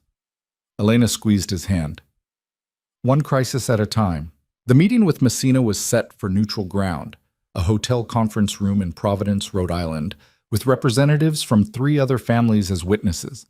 Victor brought Michael and Anthony. Messina brought his own muscle. The tension in the room could have been cut with a knife. Elena wasn't allowed to attend. Too risky, Victor said. But she waited in a room 2 floors down with Sophia, both of them monitoring their phones for updates. He's going to be okay, Sophia said, though she sounded like she was convincing herself as much as Elena. I know. Elena didn't know, couldn't know. This could go a dozen different ways, most of them bad. An hour passed, then 2. Elena's phone finally buzzed. It worked. Coming home. V. The relief was so intense she felt dizzy. Sophia let out a breath she'd been holding. What did I tell you? Victor always survives. But when Victor walked into the hotel room 20 minutes later, he looked like survival had cost him. He pulled Elena into his arms and just held her, his heart racing against her ear. Tell me, she said quietly. Messina accepted. We have an agreement. Formal, witnessed, binding. He gets a stake in 3 of our legitimate operations, gets presented to the families at the next council meeting, gets what he wanted. In exchange, the attacks stop. He pays restitution to the families who lost people, and we have mutual protection clauses. That's good. That's what we wanted. I know. But Victor's voice was strained. Elena, I had to give him something else. Something I didn't plan on. Her stomach tightened. What? Information about the transition. How we're moving operations toward legitimate business, the timeline, the structure. He wanted insurance that I wasn't going to undercut him once he was invested. Is that bad? It means I'm locked in now. I can't go back to the old way of doing things without violating the agreement. If I do, every family in the Northeast will come down on me. Victor pulled back to look at her. You wanted me to change, to evolve. Now I don't have a choice. I have to see it through. Elena searched his face. Are you angry about that? No, I'm terrified. He said it so quietly she almost missed it. I've spent my entire adult life knowing exactly how to survive in this world. Now I'm changing all the rules, and I don't know if I can pull it off. You're not doing it alone. Elena took his face in her hands. You have me. You have Sophia. You have people who believe in you. We'll figure it out together. And if I fail? If this all falls apart? Then we pick up the pieces and try again. She kissed him softly. But you won't fail. You're too stubborn for that. He laughed, surprising both of them. When did you become my voice of reason? Somewhere between the first assassination attempt and the exploding warehouse. Had to make myself useful somehow. They went back to Boston that night. Victor called another meeting, this time including everyone, from his inner circle to the people who ran his street-level operations. Elena sat beside him as he explained the agreement with Messina, the shift in strategy, what it meant for all of them. The resistance was immediate. People who'd spent decades operating one way didn't want to change. People who'd lost friends in the warehouse explosion wanted blood, not contracts. Victor let them talk, let them vent, and then he shut it down. I understand your anger, he said, his voice cutting through the noise. I share it. 4 people are dead because someone thought they could take what's ours. But killing Messina won't bring them back. It'll just start a war that kills more people, more sons, more brothers, more fathers. So we just let him get away with it? Someone shouted from the back. No. We make him pay in ways that matter. He compensates the families. He acknowledges our strength. And he enters an agreement that makes him dependent on our success. We don't just win, we make him need us to win. Victor paused. That's power. Real power. Not just violence. Michael spoke up. And if he breaks the agreement, then we have every family in the Northeast backing our response. We won't be fighting alone. Victor's eyes were hard. I'm not going soft. I'm getting smart. There's a difference. The room was quiet for a moment, people processing. Then Frank, the lawyer, spoke. I've reviewed the agreement. It's solid, better terms than I expected. If we honor it, we come out stronger than we went in. One by one, the others nodded. Not everyone was happy. Elena could see the dissent in some faces, but they were backing Victor's play. That was enough. After the meeting, Anthony pulled Victor aside. Elena couldn't hear the conversation, but she saw Anthony's body language, tense, uncomfortable. When Victor came back, his expression was troubled. What's wrong? Anthony thinks I'm making a mistake, that showing mercy to Messina makes me look weak. Do you think that? I think I'm tired of strength being measured in bodies. Victor rubbed his face. I've killed people, Elena. Ordered deaths, watched men die. I thought that was what leadership looked like. But maybe it's just what survival looked like. Maybe actual leadership is finding a way forward that doesn't require constant bloodshed. That's growth, that's good. Or it's naivety that's going to get us all killed. He looked at her. I'm gambling everything on this new approach. Your approach. If it fails, it won't fail. Elena said it with more confidence than she felt. But even if it does, at least you tried. At least you chose something different than the path your father laid out. My father would have killed Messina and everyone in his organization, would have made an example so brutal no one would ever challenge us again. Your father's empire fell apart within 5 years of his death. Yours is still standing 20 years later. Elena moved closer. You're not your father, Victor. You're better than him. Stop measuring yourself against his brutality and start measuring yourself against your own standards. He pulled her close, and they stood there in the empty meeting room, holding each other while the weight of what they'd set in motion settled around them. The next few weeks were tense. The agreement with Messina held, but barely. There were small violations, territory disputes, miscommunications, moments where it seemed like everything would collapse. Each time Victor negotiated instead of retaliating, used lawyers and mediators instead of muscle. It was exhausting. Elena watched him work himself to the bone, managing personalities and egos and threats that came from all directions. He lost weight, slept less, drank more. You're killing yourself, she said one night, finding him in his office at 2 a.m, papers spread everywhere. I'm building something new. It takes work. It takes rest, too. You can't sustain this pace. I don't have a choice. He didn't look up from the contracts he was reviewing. If I show any weakness now, it all falls apart. Elena walked over, gently took the papers from his hands. Take a break, please. Elena, I'm not asking. You're going to burn out. And then where will we be? She pulled him to his feet. Come to bed. The papers will still be here tomorrow. He followed reluctantly, and she could feel the tension in his body as they lay down. He was wound so tight she thought he might snap. Talk to me, she said quietly. What's really going on? I'm scared. He said it so softly she almost missed it. I've been in control my whole life. Knew exactly what to do, how to respond, who to trust. Now I'm making it up as I go, hoping I'm not leading everyone off a cliff. You're not making it up. You're adapting. That's different. Is it? Because it feels the same. Victor turned to face her. What if this whole thing, going legitimate, partnering with Messina, trying to be better, what if it's just a fantasy? What if you can't really change what I am? You can't change where you came from, but you can change where you're going. Elena touched his face.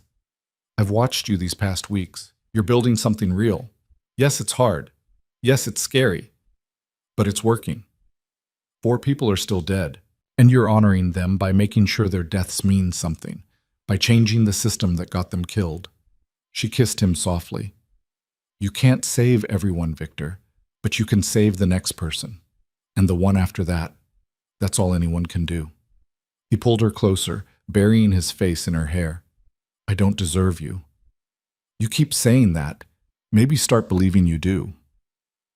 They fell asleep like that, tangled together, and for the first time in weeks, Victor slept through the night. The turning point came 6 weeks after the Messina agreement. One of Victor's legitimate businesses, a construction company, won a major contract to renovate a public school in Dorchester. The contract was clean, competed for fairly, won on merit. The first completely legitimate major win since the transition started. Victor called Elena from the office, and she could hear the smile in his voice. We did it. First real success that has nothing to do with the old business. That's amazing. We should celebrate. I'm taking you to dinner, somewhere nice.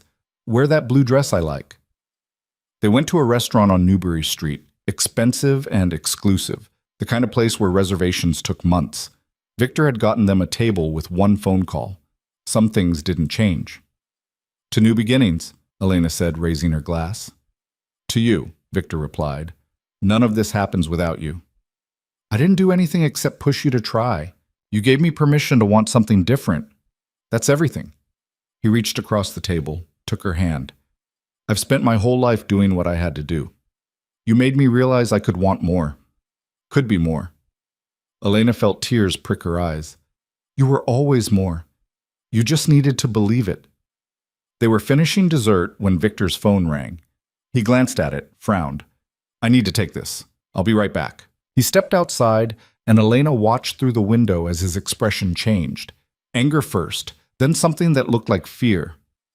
He was back at the table within 2 minutes. We need to go. Now. What's wrong? That was Anthony. Someone broke into your apartment, tore the place apart.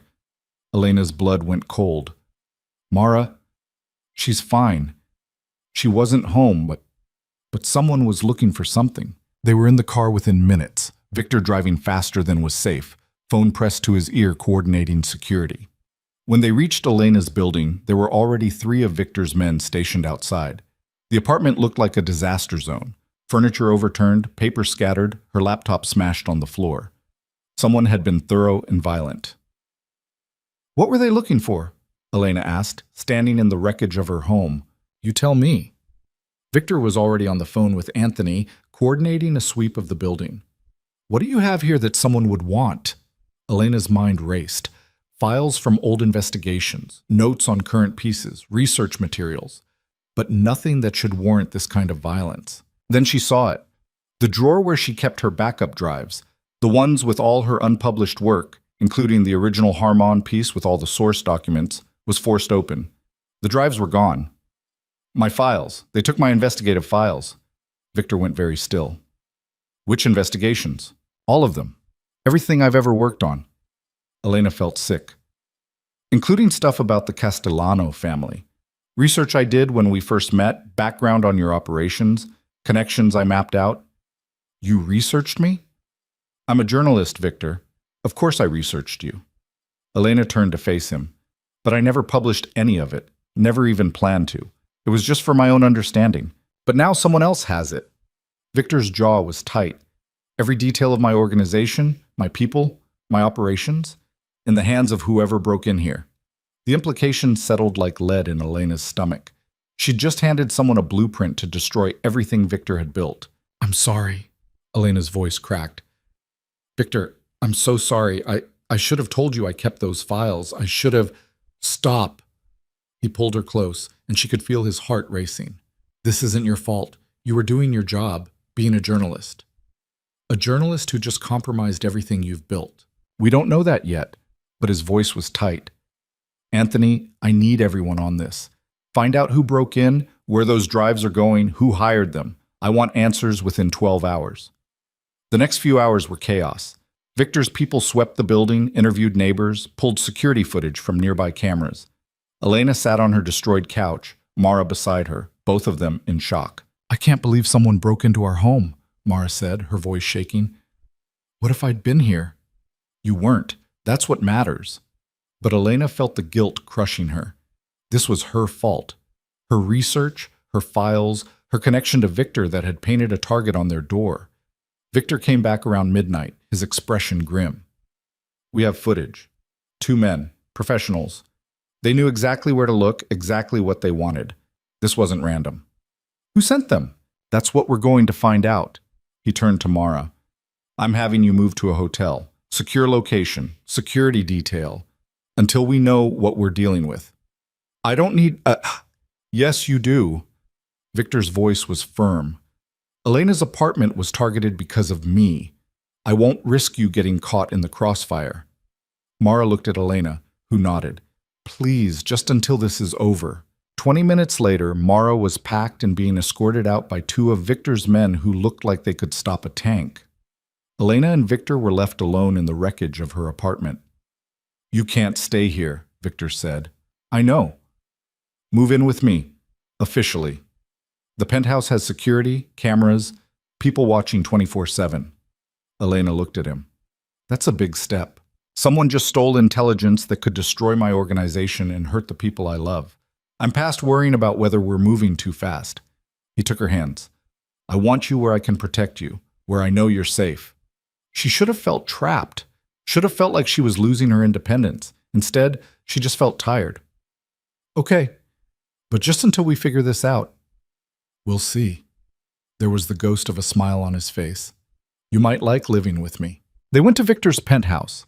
Elena had stayed there before, but moving in felt different, more permanent, more real. She unpacked her hastily grabbed clothes while Victor made phone calls, coordinating the search for her stolen files. Around 2 a.m, he finally came to bed. She was still awake, staring at the ceiling, mind racing. Talk to me, he said quietly. I keep thinking about what's in those files. Names, dates, connections. If someone wanted to take you down, I just gave them everything they'd need. Then we find them first, get the files back before they can use them. And if we can't? Victor was quiet for a moment. Then we deal with the consequences. Together. You should be furious with me. I am. A little. He turned to face her. But mostly, I'm angry at myself for not seeing this coming, for not protecting you better. I don't need protection. I need to fix this. Elena sat up.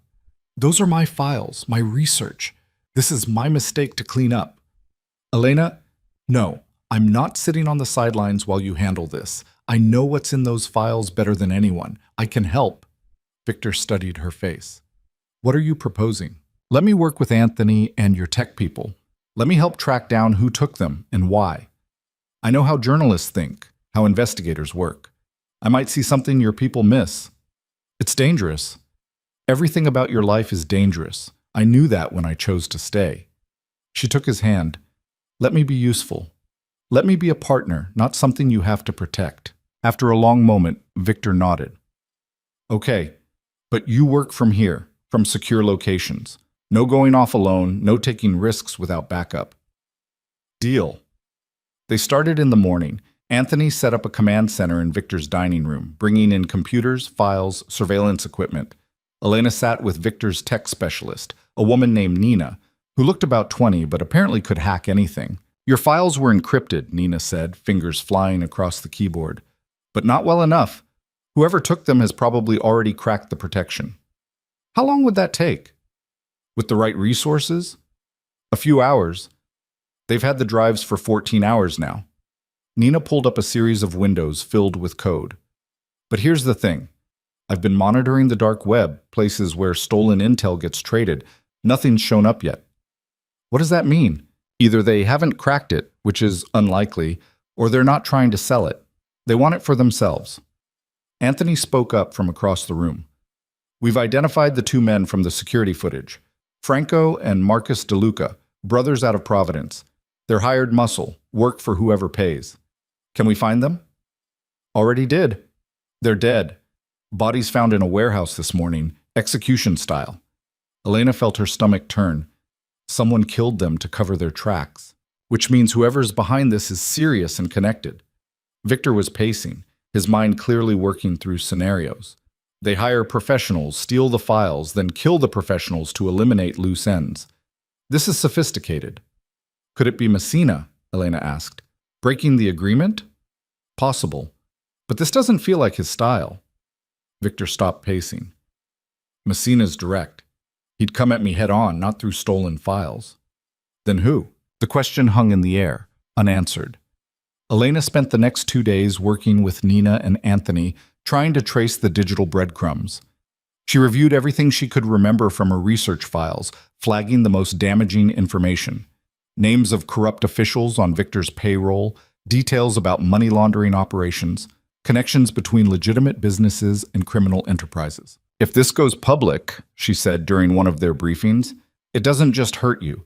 It brings down a lot of other people too. Politicians, business owners, cops. Which gives us leverage, Anthony said. Some of those people have more to lose than we do. Are you suggesting we blackmail them into helping? I'm suggesting we remind them that we're all in this together. If Victor goes down, he takes a lot of people with him. Anthony looked at Victor. We could use that. Victor shook his head. No. We find who stole the files and neutralize the threat. I'm not building leverage on other people's fear. That's exactly what I'm trying to move away from. Boss, with all respect, this might not be the time for principles. It's exactly the time for principles. If I abandon them every time things get hard, what's the point of trying to change? Victor's voice was firm. We do this the right way. We find the threat, we eliminate it, and we don't become the thing we're trying to stop being. Elena felt something warm settle in her chest. This was why she loved him, not despite his complications, but because of his determination to be better than his circumstances demanded. The break came on the third day. Nina found a digital signature in the hack of Elena's drives, a specific pattern of code that matched another hack from 6 months earlier, a hack targeting one of Messina's operations. Someone's going after both of you, Nina said. This isn't about Boston territory or business disputes. This is someone trying to destabilize the whole power structure. Victor and Elena exchanged looks. We need to talk to Messina, Elena said. The meeting was arranged for that evening, back in Providence, same neutral ground as before. This time, Elena went with Victor. If her files were the weapon being used against both families, she needed to be part of the solution. Messina was already there when they arrived, looking as unhappy as Victor did. They sat across from each other, mutual suspicion thick in the air. Someone stole intelligence from both our organizations, Victor said without preamble. Files that could damage both of us. I'm proposing we work together to find out who. Messina's eyes narrowed.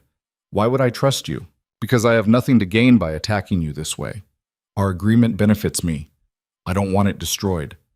Victor slid a folder across the table. Nina found the digital signature. Same hacker hit both of us. This isn't about our conflict. Someone else is playing us. Messina reviewed the documents, his expression darkening. Giovanni Russo. You know him? Old family out of Chicago. They've been trying to expand east for years, but the established families blocked them out. Messina looked up. If Russo can destabilize both of us, create chaos in the Northeast, he walks in and takes over while we're tearing each other apart. Elena leaned forward. So he steals files that incriminate both families, sits back, and waits for you to destroy each other. Which almost worked, Victor said. If Nina hadn't found the signature, we'd be at war right now. Messina was quiet for a long moment. Then he stood, poured 3 glasses of whiskey, and handed one to each of them. To mutual enemies making strange allies. They drank. It wasn't trust, not yet, but it was acknowledgement that they had a common problem. We need to find Russo before he uses those files, Victor said. Once the information goes public, the damage is done. Police will have to act, prosecutors will have to investigate. Even if we survive legally, the exposure cripples both our operations. Agreed. But Russo's in Chicago, surrounded by his own people. Getting to him won't be easy. Then we don't get to him. We get to the files first. Elena had been thinking about this. Russo needs leverage. He can't use the information until he's ready to make his move. That means he's keeping it somewhere safe, somewhere he can access it when the time is right. You're suggesting we steal it back? Messina looked skeptical. I'm suggesting we find it and destroy it before he can use it. Elena turned to Victor. You said you wanted to do things differently. This is different. No violence, no war, just good old-fashioned intelligence work. Victor smiled slightly. You're learning. The plan came together over the next few hours. Messina had contacts in Chicago, people who could watch Russo's movements. Victor had Nina, who could track digital footprints. Elena had her investigative skills, the ability to piece together patterns from disparate information. They worked through the night, three former enemies united by necessity. Elena watched the dynamic shift, Messina and Victor finding common ground, discovering they had similar problems, similar goals. By dawn, they weren't exactly friends, but they were something close to partners. Russo keeps his most sensitive material in a safety deposit box, Messina announced after a series of phone calls. First National Bank of Chicago, under an assumed name. He visits every Tuesday morning, 9 a.m. But sis. Can your people get access? Victor asked. Not legally, and the bank's security is tight. We'd need someone he wouldn't suspect, someone who could get in without raising alarms. Elena felt an idea forming. What if we didn't steal the files? What if we just proved they existed and forced Russo's hand? Both men looked at her. Explain, Victor said. Russo's power is in secrecy. He has leverage because no one knows he has leverage. But what if we leak that he has stolen intelligence? Make it public knowledge. Suddenly, everyone knows he's got dirt, which means everyone's watching him. He can't use the files without everyone knowing he was behind the theft. That doesn't get the files back, Messina pointed out. No, but it neutralizes them. If Russo releases the information, everyone knows it came from stolen files. It's tainted evidence. Less credible, easier to defend against. Elena was thinking out loud now. And more importantly, it puts pressure on Russo from every direction. The families will demand he turn over what he stole. The FBI will investigate the theft. He becomes the story instead of the information. Victor was nodding slowly. It's not perfect, but it might work. It's risky, Messina said. We're gambling that the exposure hurts Russo more than the content of the files hurts us. Do you have a better idea? Messina smiled grimly. No, which is why I'm willing to try yours. They executed the plan 48 hours later. Messina had a contact at a major newspaper in Chicago. Not a journalist he owned, but one he'd helped in the past with information on corrupt city officials. The reporter owed him a favor. The story ran on a Wednesday morning. Chicago crime boss accused of industrial espionage. It detailed how Giovanni Russo had allegedly stolen intelligence from multiple East Coast crime families, was holding the information as leverage, and was using it to plan an expansion into Boston and New York. The story didn't reveal what was in the stolen files. Elena had been careful about that, but it named Russo as the thief and made the theft itself the scandal. The reaction was immediate. Other families demanded explanations. The FBI opened an investigation into the theft itself. Russo's allies started distancing themselves, not wanting to be connected to what looked like a reckless power grab. And most importantly, Russo couldn't use the files without confirming the story. The moment he released any information, he'd be admitting he'd stolen it, which would bring down the wrath of every family in the country. He's trapped, Nina reported 3 days after the story broke. His own people are pressuring him to return the files to prove he's not trying to start a war. The Chicago Commission called an emergency meeting. What happened? Elena asked. Russo was forced to turn over all the stolen material to neutral mediators. It's being destroyed under supervision of 3 commission members. Nina grinned. Your files are gone. Burned. No longer a threat. Elena felt relief wash over her so intensely she had to sit down. It's over? It's over, Victor confirmed. He'd been on the phone with his own sources, getting the same information.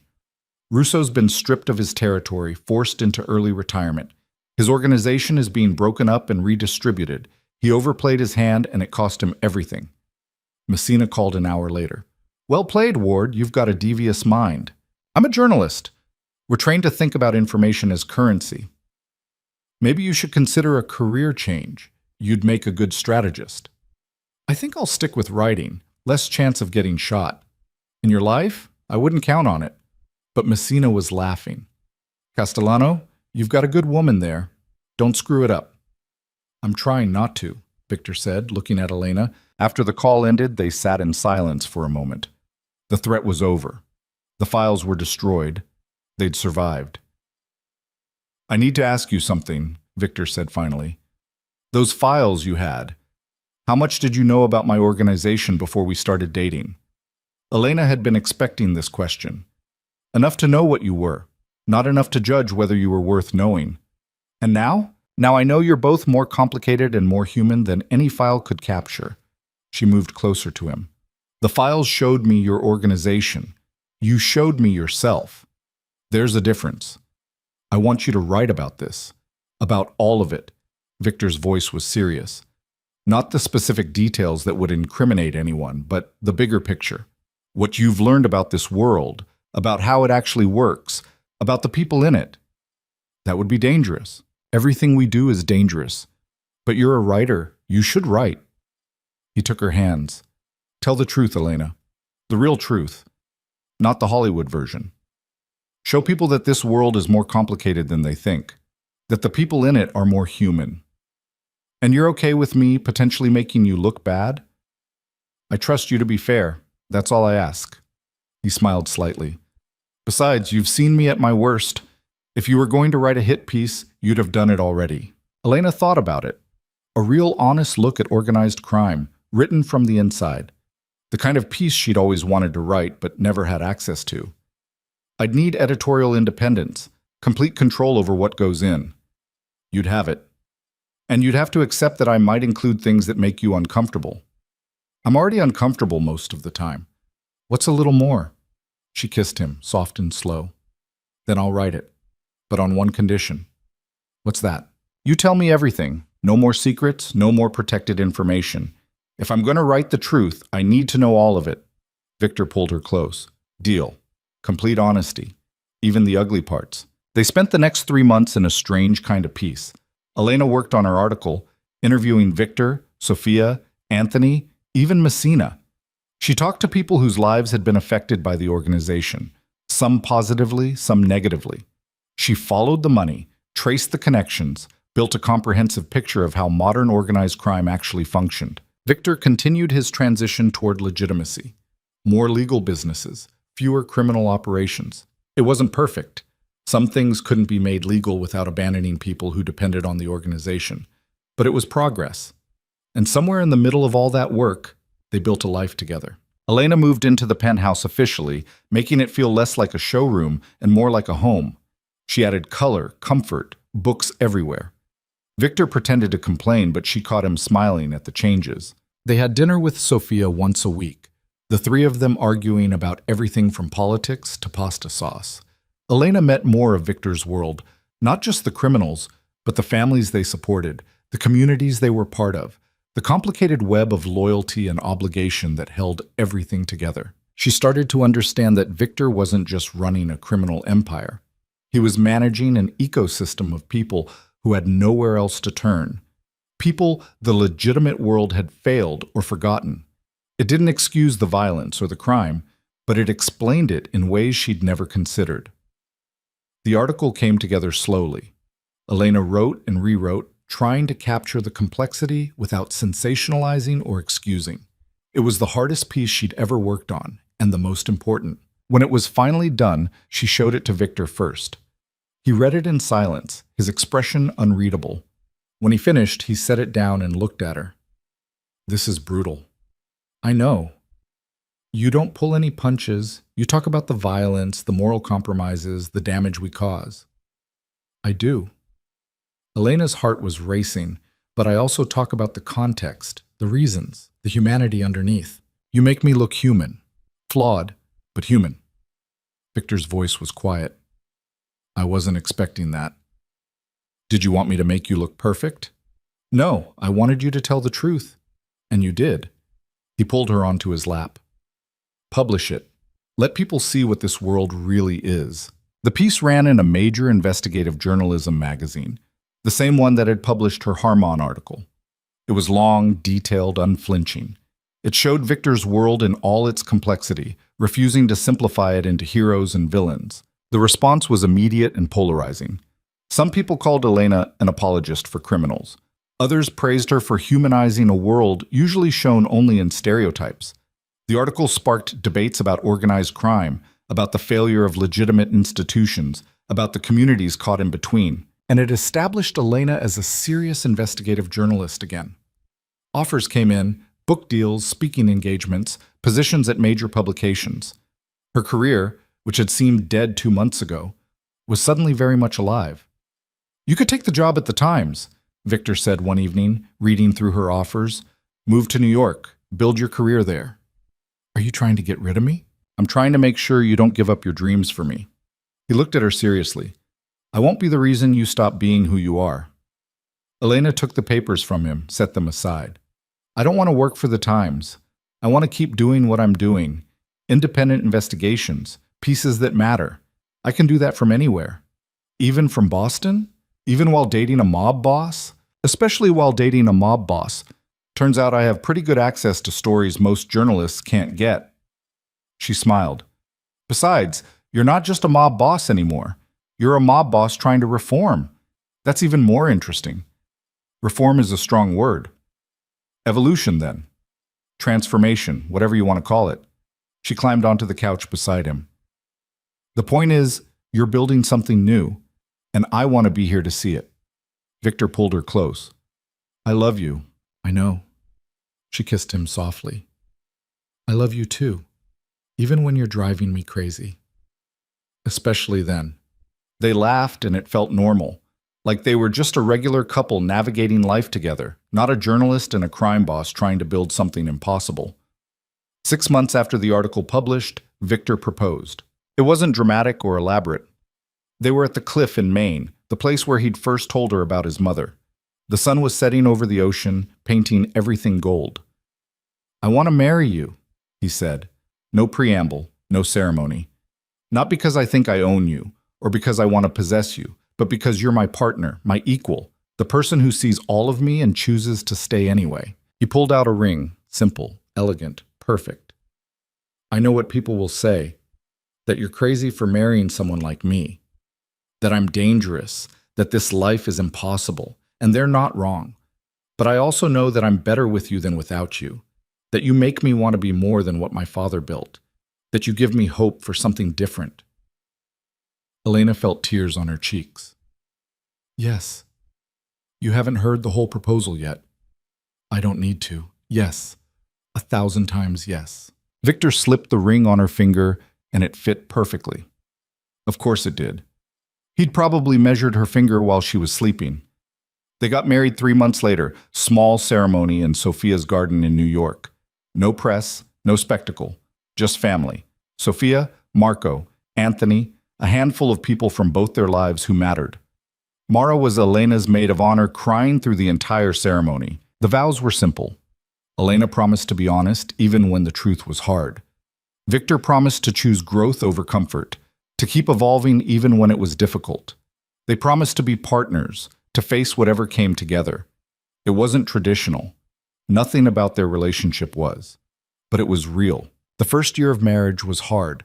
Victor's transition continued, slowly and imperfectly.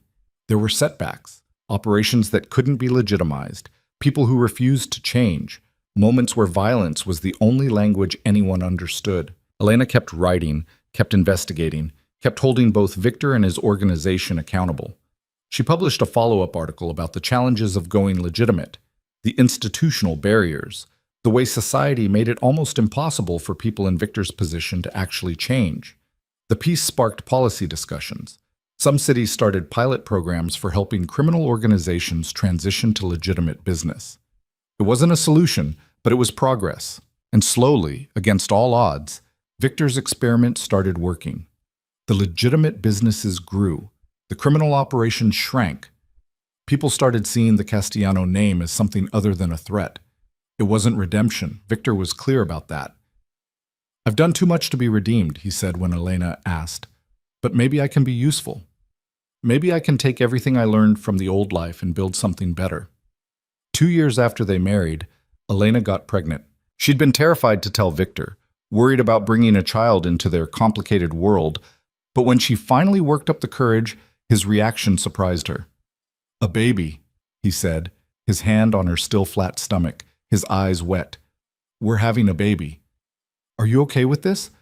I know we didn't plan. I'm more than okay. He pulled her close. "I never thought I'd have this. A family built on choice instead of obligation. A child who might actually get to choose their own path. They'll still be a Castellano. That comes with baggage. Then we make sure the baggage is worth carrying. We build something they can be proud of instead of ashamed of." Victor kissed her softly. "We give them what I never had. Options." Their daughter was born on a Tuesday in October, 7 pounds and screaming at the world. They named her Grace, after Victor's mother. Holding her for the first time, Victor cried. Elena had never seen him cry before, not like this. "I'm going to do better for her," he whispered. "I'm going to build a world she doesn't have to be afraid of." "We're going to do better," Elena corrected. "Together." They did. Over the next few years, Victor systematically dismantled the criminal empire his father had built, replacing it piece by piece with legitimate businesses and community investments. It took time, cost him relationships with people who couldn't or wouldn't change, required compromises Elena knew haunted him. But he did it. Not perfectly, not without setbacks, but he did it. By the time Grace was 5, Victor was known less as a mob boss and more as a philanthropist. He'd started a foundation for families affected by violence, both criminal and otherwise, funded education programs in underserved communities, used his connections and resources to build bridges instead of walls. Elena continued writing, documenting the transformation with the same unflinching honesty she'd always used. She published a book, The Evolution of Power, One Family's Journey from Crime to Community, that became required reading in criminology courses across the country. People asked her constantly how she could have married someone like Victor, how she could raise a child in that world, how she could reconcile the man she loved with the things he'd done. She always gave the same answer. "He's not perfect. He's done things I can't defend, but he's also spent every day since I met him trying to be better than he was yesterday. That's all any of us can do. Try to be better, choose growth over comfort, build something meaningful from our mistakes." On Grace's 7th birthday, they went back to the cliff in Maine. The 3 of them, plus Sophia who'd flown in for the occasion, stood watching the sunset over the ocean. "Your grandmother would have loved this place," Victor told Grace, holding her hand. "She would have loved you." "Tell me about her," Grace said. She asked every time they came here, and Victor told the stories every time, like a ritual. As he talked, Elena watched her husband, this man who'd been forged in violence and obligation, who'd chosen something different, who'd built a life worth living instead of just surviving. He wasn't the same person she'd met at that gala 7 years ago. Neither was she. They'd changed each other, challenged each other, built something neither could have created alone. "What are you thinking about?" Sophia asked quietly, standing beside Elena while Victor and Grace explored the rocks near the cliff edge. "How strange life is.